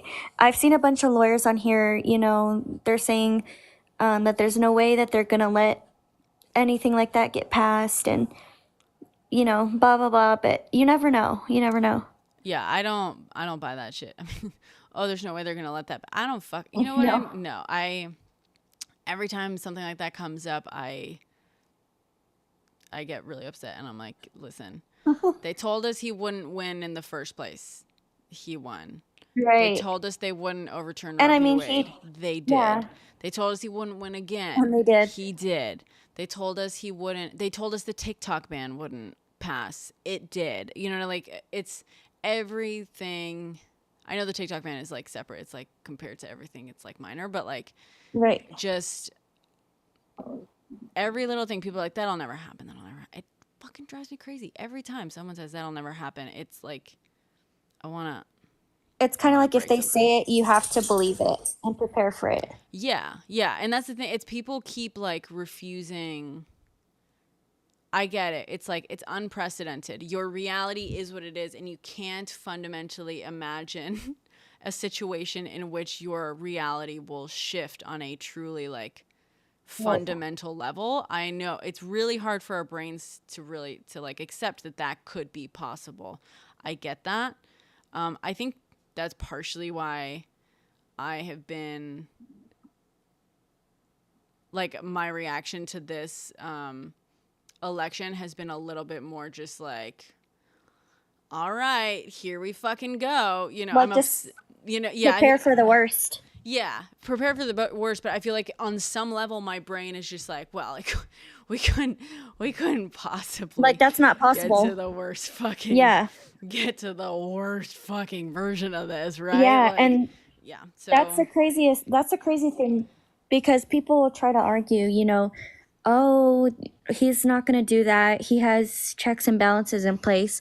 But then you have to remember you're dealing with someone who's going to point people specifically to let him do whatever he wants yes. and basically rewrite laws himself. Well, and this guy literally passed a Muslim ban when he was like when he first got into office last time. You know what I mean? People fucking forget that. That's crazy. He passed, yeah. I feel like it was almost immediately. Was it immediately? I don't remember. I gotta look that up, but I want to say it was basically almost immediately. He like got into office, first couple days he signed. He was like, yeah, no Muslims allowed to like enter the country and stuff. Unprecedented, and I know a lot of Gen Z Insane. don't fucking remember that but it was like a really scary. It was a few hours, you know what I mean? Because immediately lawyers sued, and there was like a stay on it, you know. So it took a few hours, and it was like basically put on hold, and eventually, you know, it was found to be like pretty fucking illegal for him to do that. But also now he's got the Supreme Court. He's like, there's nothing genuinely stopping him. He's got the Senate. He did the executive order and it was unconstitutional, so it was changed, but then a form passed in Congress. Yeah, but do you remember the form that passed? I forget what it was like.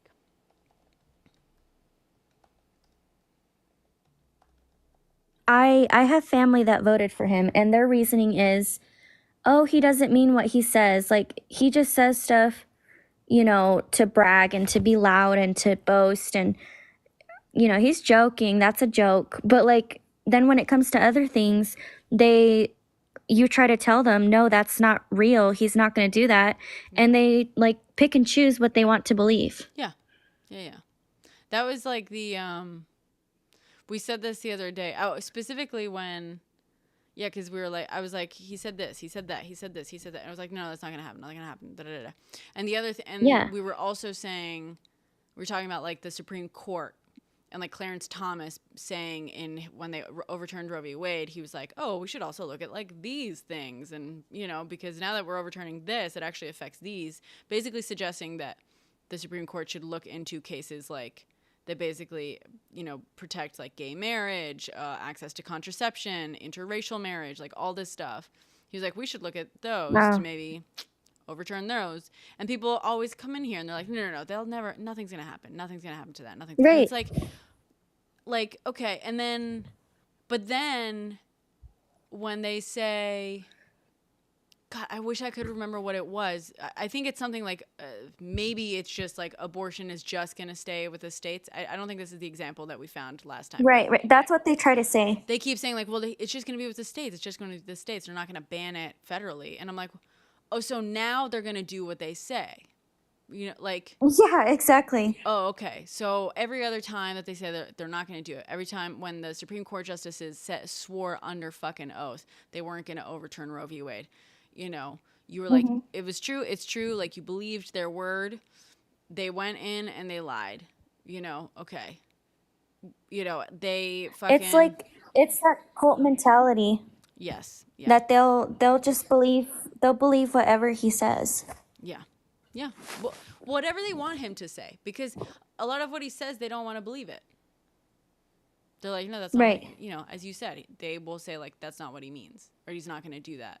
And it's like, well, how do you know which parts he means and which parts he doesn't?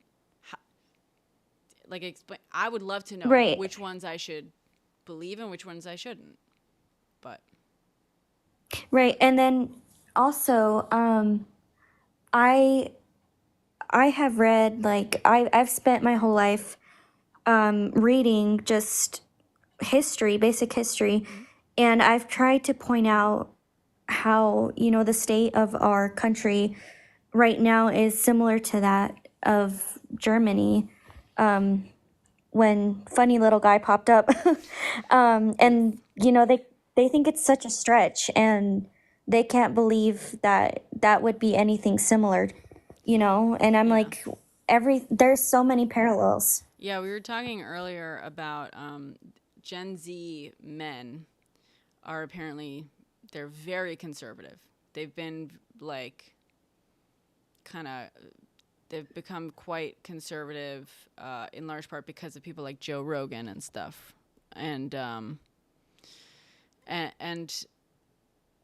there's like this brewing discontent among these like young white, men, boys, really, feeling like they're being ignored, overlooked, like they're not. Obviously, they're still the most privileged group in this country. They Right. exist. We're just trying to focus on issues that Yeah. are pressing, obviously. Well, but also like they're like, oh, I don't know. It's wild because they have more of a presence on like every level of everything. They have more power than any group and are overrepresented in every single corner and level of life because this is a fucking patriarchy. And yet when a woman will occasionally, or a person of color will occasionally, like now that we're being inclusive and they're getting a couple more opportunities, which are like basically displacing the bottom, like, 1 or 2% of most mediocre of men, because they're finally getting some positions. They feel like the whole world is against them and they can't get ahead and da-da-da. It's like, no. Like, you are the group that can get ahead the most. That you are not in any way victimized or aggrieved. But they feel aggrieved, and so they're turning to these right-wing ideologies, these ideologies that promise that they are superior. They promise these like pathways to superiority, right? These like self-help things, these self-improvement things, which, by the way, is very similar to a lot of the rhetoric around like genetic superiority. I don't know what words I can say, like superiority. You know what I mean? Like. Oh, I know what you mean. Yeah. Like yeah, I know what you mean. Like the what's it called? Superior race, kind of. Yeah, I just don't want to say words that are gonna get me banned on here, but like, Yeah.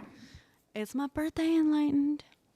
Yeah, I'm in HD today, but yeah, they like, it's similar to the rhetoric that was like becoming popular in the 1930s, and in fact, actually in the 1920s in the United States first, they were all about like, oh, Bill, like they would have these like best man contests and like, the perfect man contest like in the US and stuff, which was like the leader in eugenics. I can't even fucking say the word. Right. EUGENICS.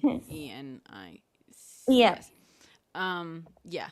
And so thank you, enlightened. And so yeah, it's like, it's very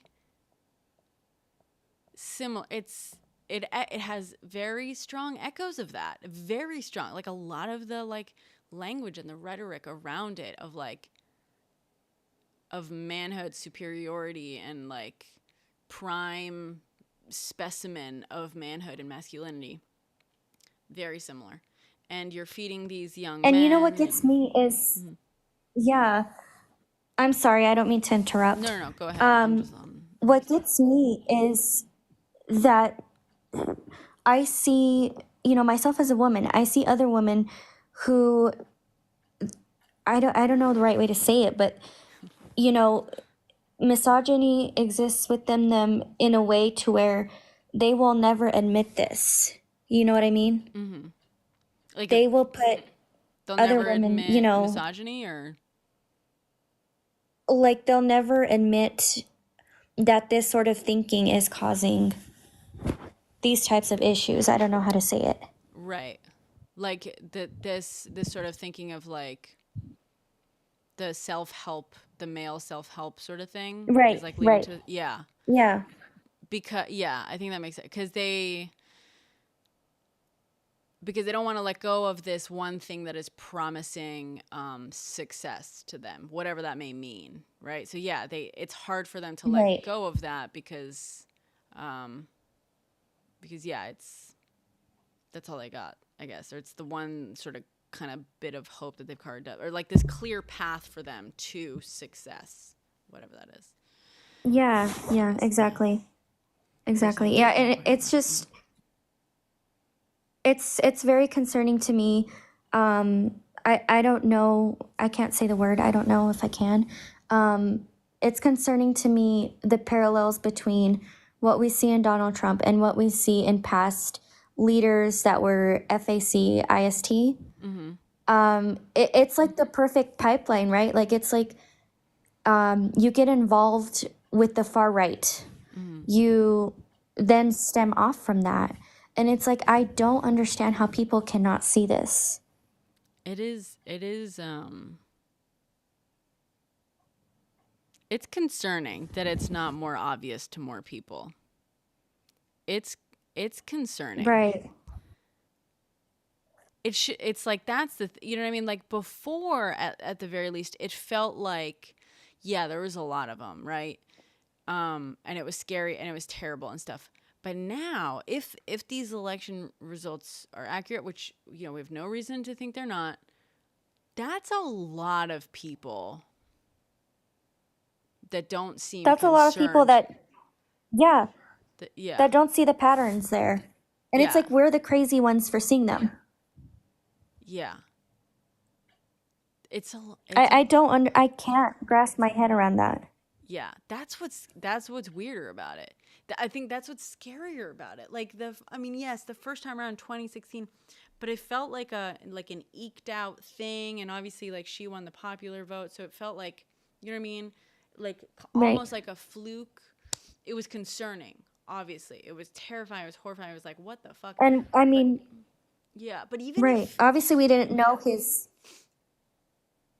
true colors back then. He showed his colors, but not to the extent that he does now. Right. To where he's wanting to implement Project 2025. Yeah. Yeah. To me, this would, like, I would say it's almost like it surprises me less that so many people in America are horribly misogynistic and racist. That is the least surprising thing to me. America is exactly the country I thought it was. And in 2016, I think, that's what that proves. What is weirder to me is this, like, okay, but even if you like those things, even if that's the kind of person you are, doesn't the other shit concern you? At least like a little bit? Like, even though he's on your team, are you not seeing the Project 2025 type stuff? That's what's weirder. But see, that's like, it's a perfect setup because, in Germany in the 1930s, look at what he used as his platform was the economic situation. Yeah. And look what was used in this election as his platform was the economic situation. That he caused. And it's like, okay, like honestly, history repeats itself. Yeah. Yeah. It's crazy. It's crazy. And, you would think, you would hope that we had evolved past that we would have learned something, but no, obviously not. Yeah. And I don't know. Now, like, you know what I mean? Like, now we look back to the example we're both thinking of, and Mm-hmm. we're like, okay, there's a line, right? There's a line where it's like, oh, at this point, you have to kind of accept the monster that you're a part of as a country, right? And like, Mm-hmm. let's acknowledge, right? Like, not all citizens of the country were monsters. Obviously, that's not, and just Just because ignorant. just ignorant, but also like a lot of them were people like you and me who just like lived in this country where this was happening to them and to Right. their systems. It's not like every single person in like Germany was like foaming at the mouth for stuff. Right. But at a certain point you ask yourself, okay, like at what point do you look at it and be like, this is a line too far, this is when I leave. This is a line too far, this is when I view the situation differently.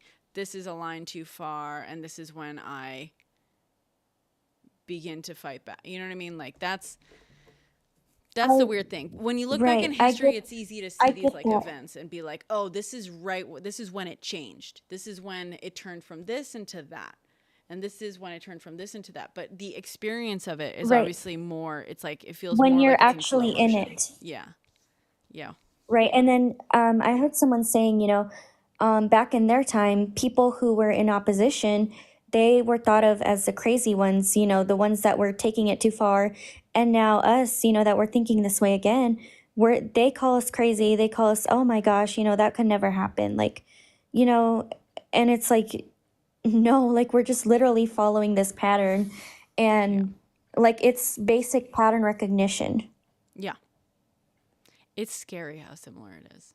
The Gen Z men thing today really was like a big one for me. I was like, Right. Right. it And just I'd be the curious to brown see how shirt much. thing is like it's so that's what's like really really freaking me out. I know, I know, I That's know, yeah. I know. I I know. It's like, do these people not learn history? Do they not learn basic history? Yeah. Well, and also sorry, Leonardo.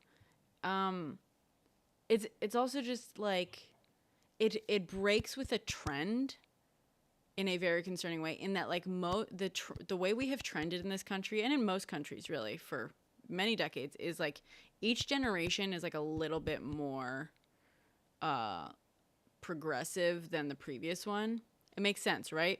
The world Right. shifts towards more modern views, more accepting views, for the Hmm. most part every generation is like a little bit more on average, not every single person, a little bit more like liberal in a sense than their Hmm. parents. And this is the first time we're really seeing a shift, especially this pronounced, especially this early with like a younger generation coming in that's like, oh no, the men are more conservative than the previous one by Than like a the lot. previous generation. Yeah, like this is the first time we're kind of, you know what I mean? Like if we're, I'm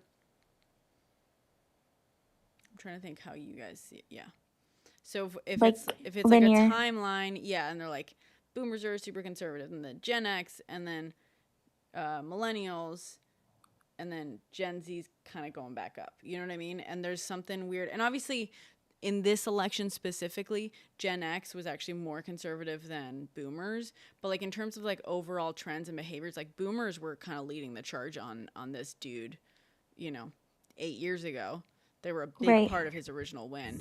Now Gen X is a lot more conservative. A lot of the boomers kind of, during the pandemic and stuff, so they've kind of Right. whatever. Right. But Keep it off. yeah, we've got this like trend going down, and then Gen Z all of a sudden, that's what's scary to me, because that is unprecedented, not on like an event level, but like that is unprecedented on like a large scale population level. You know what I mean? Right. I think that, I mean, I'm a part of Gen Z myself. Mm-hmm. Something that I've noticed is like, I don't know, it just comes with the times, right? Like, we're used to having information right away. Like, we want everything right away. We're not, people are not as willing to sit down and research something. They go on what, they're being told. They take it to how it feels. I don't think they're going in and doing their own research and thinking critically. Like, I don't think critical thinking is a big part of anything, to be honest. Yeah. And actually, it's interesting that you mentioned that because I hadn't thought about that aspect of like, because we were talking about how a lot of, I think a lot of these boys, these Gen Z boys and men, were affected by the fact that they were like the last sort of years of their of their really formative, truly formative years in education were stuck for many of them like inside with COVID. So they missed out on these sort of like last few years of socialization and like kind of learning how to be adults, and were stuck just on the Yeah. internet. And so they turned to the internet for a lot of their answers. And I think that they're so easy to radicalize in that sense, but they also, but that idea of like they want everything immediately, that also explains, because a lot of it is like this like male loneliness epidemic, right? Where a lot of them feel Exactly. frustrated that like they don't feel successful enough. They feel like they're competing with others enough, that they don't get what they're entitled to enough, that they're frustrated that like women aren't, paying attention to them or dating them enough. And that And makes a right. lot more sense when you're used to getting everything immediately, right? Like these are boys who get everything immediately. And so as soon as they do exit into the world, they expect everything to come to them immediately. They expect the great job, the great home, apartment, the career, the girl. Like they expect everything to happen quickly, because in no other aspect of their life have they really had to do that sort of like long slog and No see. impulse control. Yeah. Well, just like impatience, I Well, think, a not lot. impulse control, but right, right. Like kind of like working to earn it kind of mentality. I don't know if Yeah, that makes yeah, sense. exactly. Yeah, there's like an impatience to their entitlement, their feelings of entitlement, I think. Yeah.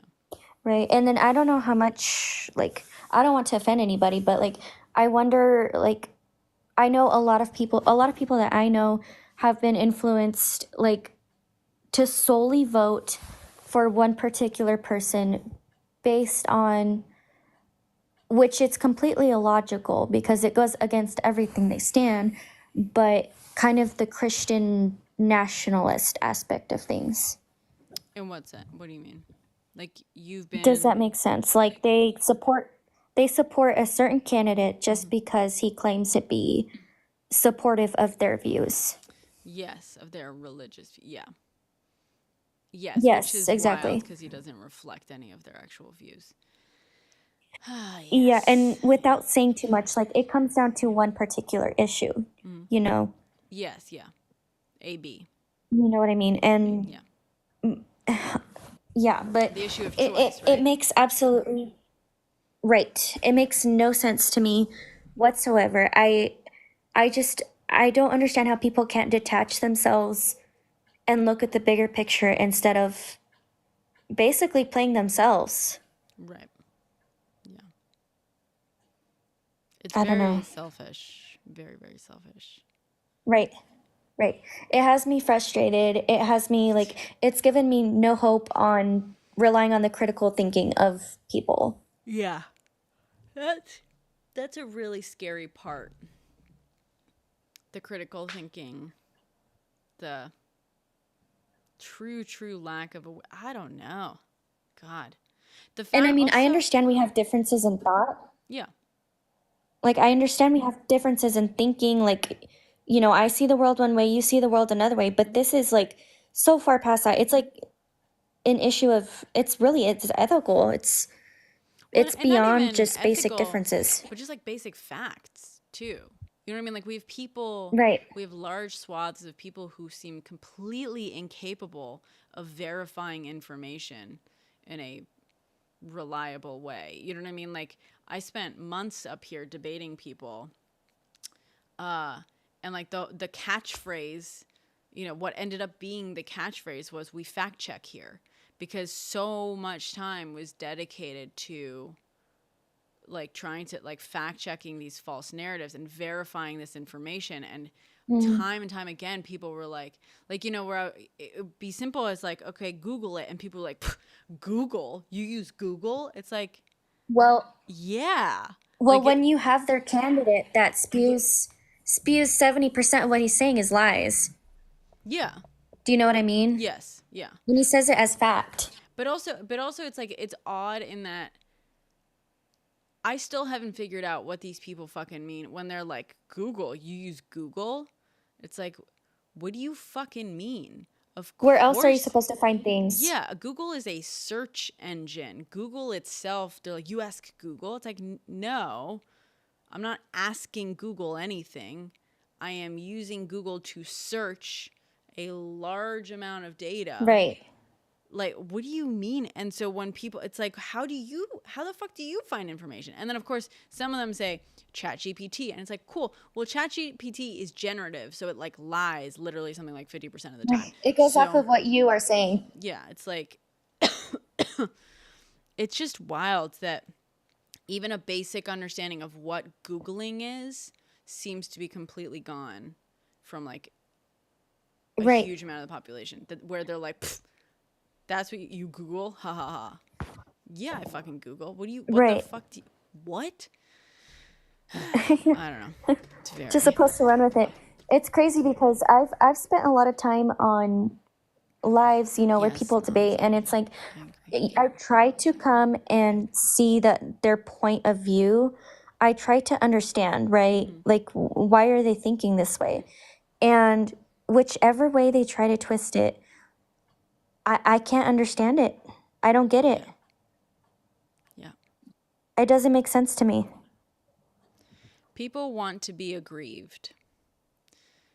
A lot of it comes down to dopamine chasing, which is also tied into like this short attention span kind of world that we're in, right? Like we're all glued to our phones. Our dopamine sort of cycles are off in a lot of ways because we have so many just like quick sources and bursts of dopamine. So a lot of it, I think, comes from this dopamine dysregulation where people are looking for a fight. And you know, when you argue, it's a source of dopamine. So a lot of people who like get into that loop of like picking fights and arguing and feeling aggrieved, that becomes this like source of dopamine for them.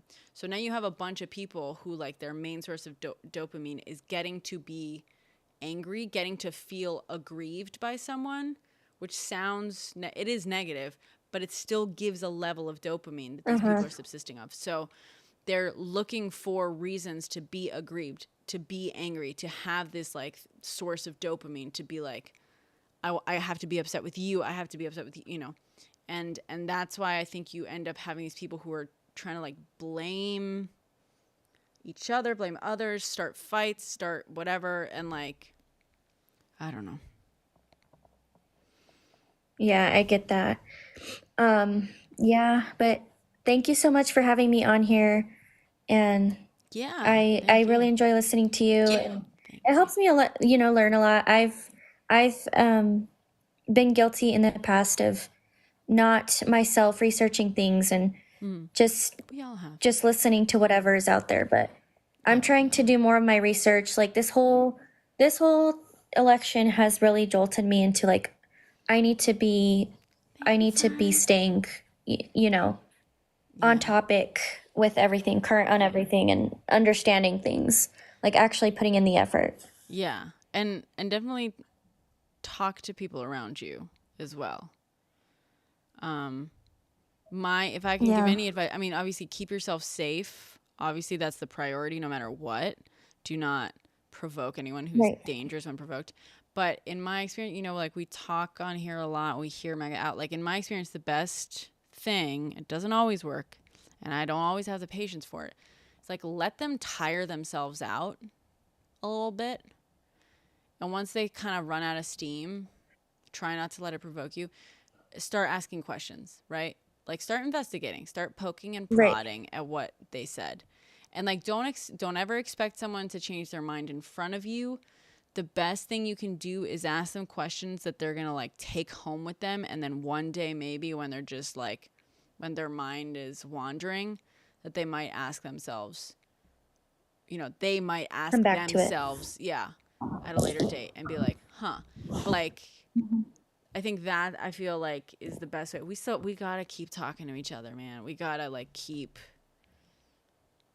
This is scary. These are people who are getting their Having information. conversations. Yeah, having conversations, challenging a lot of these ideas that these, especially men, are picking up from these people who don't know they fucking exist, don't give a shit if they exist, and start connecting with, just having conversation, connecting with them through conversation of like, okay, you can yell at me, you can be like, whatever, tire yourself out, and now like, what did you mean when you said this?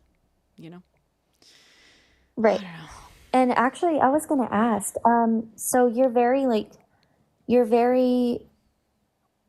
well versed in all of this. What are your main sources like that you go to on the daily to, because there's a lot of like biased information out there. What do you Sure. use to keep yourself kind of coming at discussions from an unbiased opinion? I mean, every opinion is going to be biased, right? I will say I don't have like Right. one or two sources. I Google, and like anytime there can be, if we're talking about scientific data, like find the research study. You know what I mean? Like pull up, like teach yourself, learn how to Right. read abstracts and learn how to read like, scientific, Like peer-reviewed articles. peer-reviewed articles. Learn how to like actually go to the primary sources, because a lot of times articles will pick and choose what's in a primary source. Read, if you're reading news, read at least 2, usually like 3 is ideal, different articles on it. You'll start to notice though also, like sometimes with some news, it's like one publication is reporting on it and every other publication is like, according to, like, let's say it's the New York Times, they'll say, according to the New York Times, and you'll start to see, oh, okay, these are all referencing the same article. And that's not to say it's wrong, but just like always kind of be aware of like, where's the information coming from? Are they all like referencing each other, or are these like independently verified? Yeah, that's mostly, and like if I'm unfamiliar with like a newspaper and stuff, I do Google it and stuff, because there's like a lot of websites that look like, smaller newspapers and stuff that are actually like Russian propaganda, believe it or not. Like they set up like, they set up these websites that like sound like, Miami Daily or something. I think that's a real place, but stuff like that. So just if it's a publication you're unfamiliar with, like look it up. Even if you're familiar with it, occasionally check like the bias, right? And just always keep it in mind. But yeah, be aware of what is a primary source, a secondary source, and like even a tertiary source and stuff like that. But okay. Yeah, that makes sense. And I know I'm that's a taking good up a lot of tip, time. I'm Cottage. sorry. No, this is great. These are great. Thank you But for coming up. This is actually, great. So Cottage says you can use alternate one more thing. search engines to see different preferred article results too. That's a good tip, Cottage. Oh, okay. Yeah. What pops up first? Yeah, to see like different. Yeah.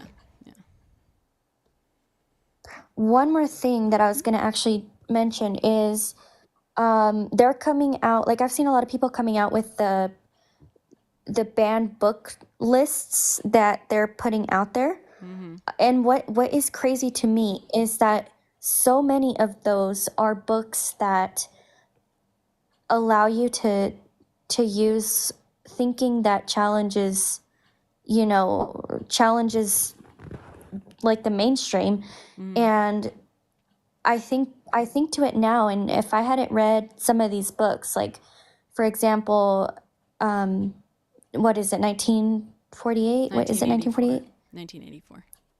1984. Yeah. And like Animal Farm and Fahrenheit 451. If I hadn't read those, I wouldn't have probably been questioning things as much as I am. And it's just interesting to me that those obviously are on the banned book list. Like, that's insane to me. Which is it? Well, that's exactly why, right? Because those sorts of books speak to authoritarianism, and they make people say like, oh, Right. that's not good. That's exactly the type of book that's Right. going to get But banned. it's like, right. It's like, why aren't people wondering why these books are getting banned specifically? You know what I mean? Yeah. It's crazy to me. Oh God, it is. It's insane to me. I don't get it. I can never get it. It is insanely weird. It is weird. It is concerning and Yeah, we're living through history right now. It's crazy. Evan says a lot of academic writers also have But bias as well. It's really hard to find something that isn't. Yeah, but Evan, the problem is just by the way you phrase that, I know exactly the type of person you are.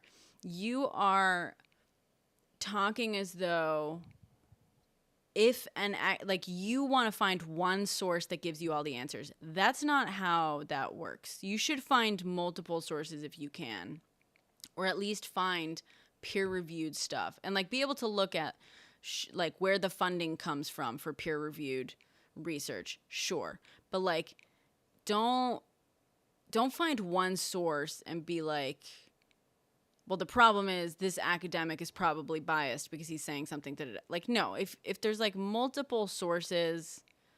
Also, by the way, bias doesn't mean misinformation. It doesn't. That's another problem with people like you. Like you keep equating bias with misinformation, and usually you use it to attack actually like generally factual sources. And then you also just like listen to TikTokers who do their own research or YouTubers who are doing their own research, right? Like you guys, when I ask for sources, people like you often are like, well, this video on YouTube, that's not a fucking source, dude. That's not.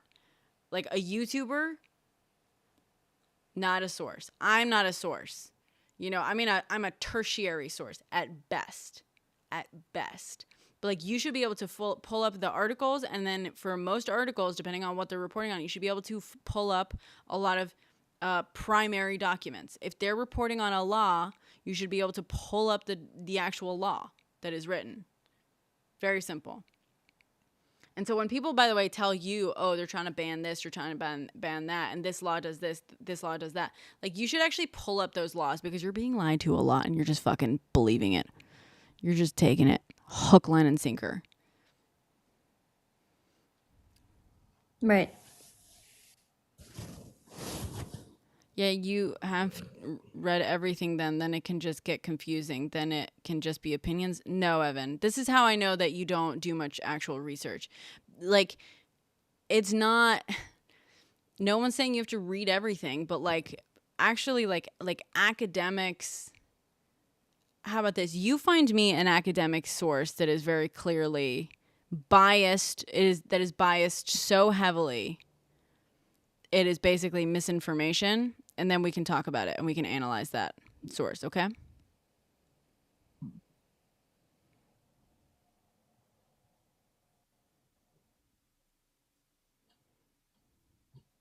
I don't think you have any experience actually looking at like resources genuinely and researching. I think you are often told that academic resources are biased in a way, and it's suggested that they're biased in a way that's misinformation. And the people who tell you that, by the way, the people who keep telling you that and like focusing on that and don't have any better way of like explaining how you actually talk about sources and stuff, or really think about and engage with sources, are people who are lying to you and want you to mistrust facts across the board. They're like, don't trust the academics. Of all the fucking people you should trust the most, the academics you should trust way more than the people who are telling you not to trust the academics. Just as like a blanket thing. I'm not saying every academic paper, researcher, individual out here is like 100% right all the fucking time. Not at all. Absolutely not. But you can trust the academics a hell of a lot more than anyone who's telling you don't trust the academics. Simple as that. That's another thing, Brenna. Like, you know, how many people, how many actual experts have, you know, it said when Kamala, sorry, was Kamala. running, you know, these are legit plans. Like, Kamala, you know, her plan is, you know, backed up by science, by proof. And then instead of believing these experts and these people with PhDs and tons of research, years of research, they're going to believe someone who just spouts things. Right. Right. Yeah. And these people also, by the way, you don't need to be an expert. Like a lot of things that are going to, you know, come to roost, let's say, are like basic things about economics. Like, you know, I have explained inflation and deflation to people so many fucking times in my live stream. And it's like, and people are like, oh, you're an expert then? It's like, you don't have to be an expert. These are basic economic concepts, principles, even. You don't have to be an expert. You don't have to be an economist and to understand like a definition where some people are like, well, that's just your opinion. It's like, no, that's a literal definition of something. And, you know, it's just, there's like a fundamental misunderstanding of like what is fact, what is opinion, what is theory, what is projection. You know what I mean? Like, it's, yeah. It's just wild. People just don't want to take the time to sit down and learn. Yeah, but it's also, it's not even just that. It's like they don't know what they're learning, right? They think that when you're telling them the definition of a word, right, is like, that's not an opinion. And for just too many people, they're like looking at this and they're like, oh, well, that's just your opinion, man. It's like, no. This is something, this is information you can absorb, and it's not like you being convinced of anything. People think that their ignorance is an opinion, which is why they're holding on to it so hard. They don't want to correct their ignorance because they think of it as an opinion that they don't want to be convinced out of. I think that's ultimately the issue a lot of the time, personally. That makes sense. Yeah, I would agree with you there. Thank you for taking the time to speak with me, and yeah, happy birthday. Thank you. I hope you have a great one. Thank you. You too. You have a great my birthday as well. Have a good Veterans Day. Thank you for the great questions. These are great. Good thought-provoking questions. Brianna Perez. Yeah, thank you for answering. Yeah. Nice to meet you. You too. Oh boy. Oh my god. All right. I think I might go the fuck to sleep. Yes. Commit to have a great my birthday. Leonardo, you've not been here long enough.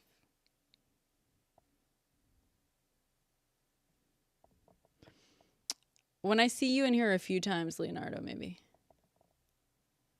No, I can't. Look at me. I've been exhausted all day it's like I haven't gotten anything done today because it was just like I've been on the verge of collapse all day.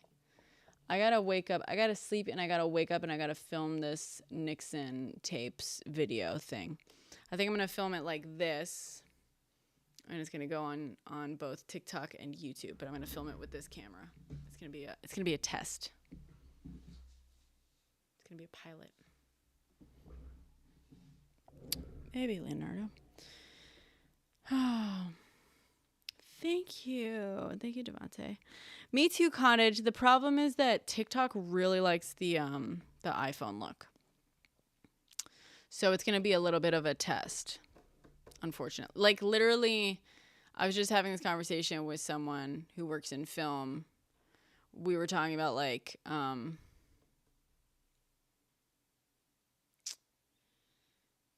he was talking about these like ads that he does like annually and how the budget every year gets smaller and smaller for him and more of it goes towards like influencers.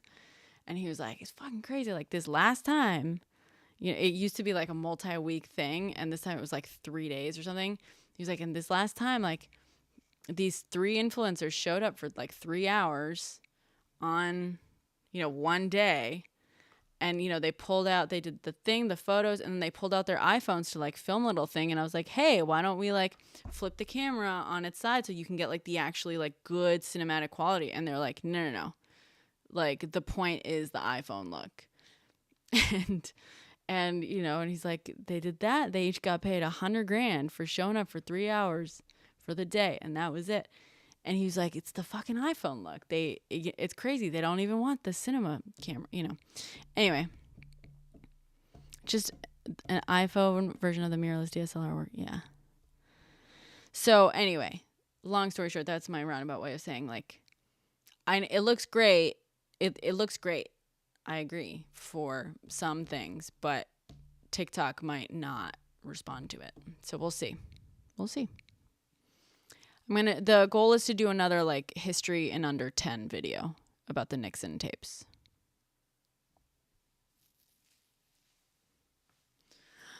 Nice, Devontae. You're EP too. Yeah. Yeah. I gotta figure out the whole outline though. I was like working on it when I was like, I should go live. So I have friends around when it's my birthday. But yeah, I'll probably end up, if I get that done, I will probably end up going live tomorrow anyway. We can build a fort because I don't have any birthday plans because Philippe is out of town. So maybe we'll make, depending, we'll see. We'll see how much I get done. We can maybe make a fort tomorrow and hang out. Or we can play video games or something. Ooh, yay. I'll look out for those, Cottage. All right. Yeah, video stream. Yeah, we'll try. We'll try to make it happen. Don't forget, if you're in here while we're about to shut down, please find me on these. Currently, TikTok is still slated to be axed in January. So, these. Please. Thank you, guys. Thank you so much. I love you all. All right. God, I need sleep so bad. All right. You're the goat. My God. Good night, God.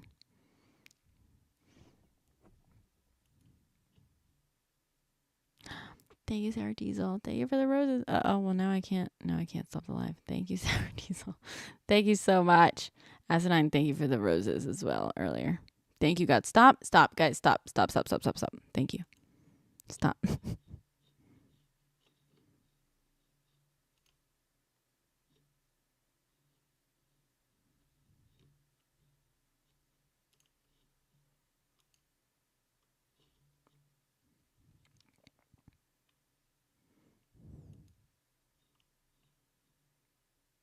Like Kramer has a car or something, and Like pretty on tour in New York City, it's like awful because we have the huge van and New York City, but it's definitely a conversation we have. no, sometimes. it's awful. Every time I've been. Bye, YouTube and Twitch.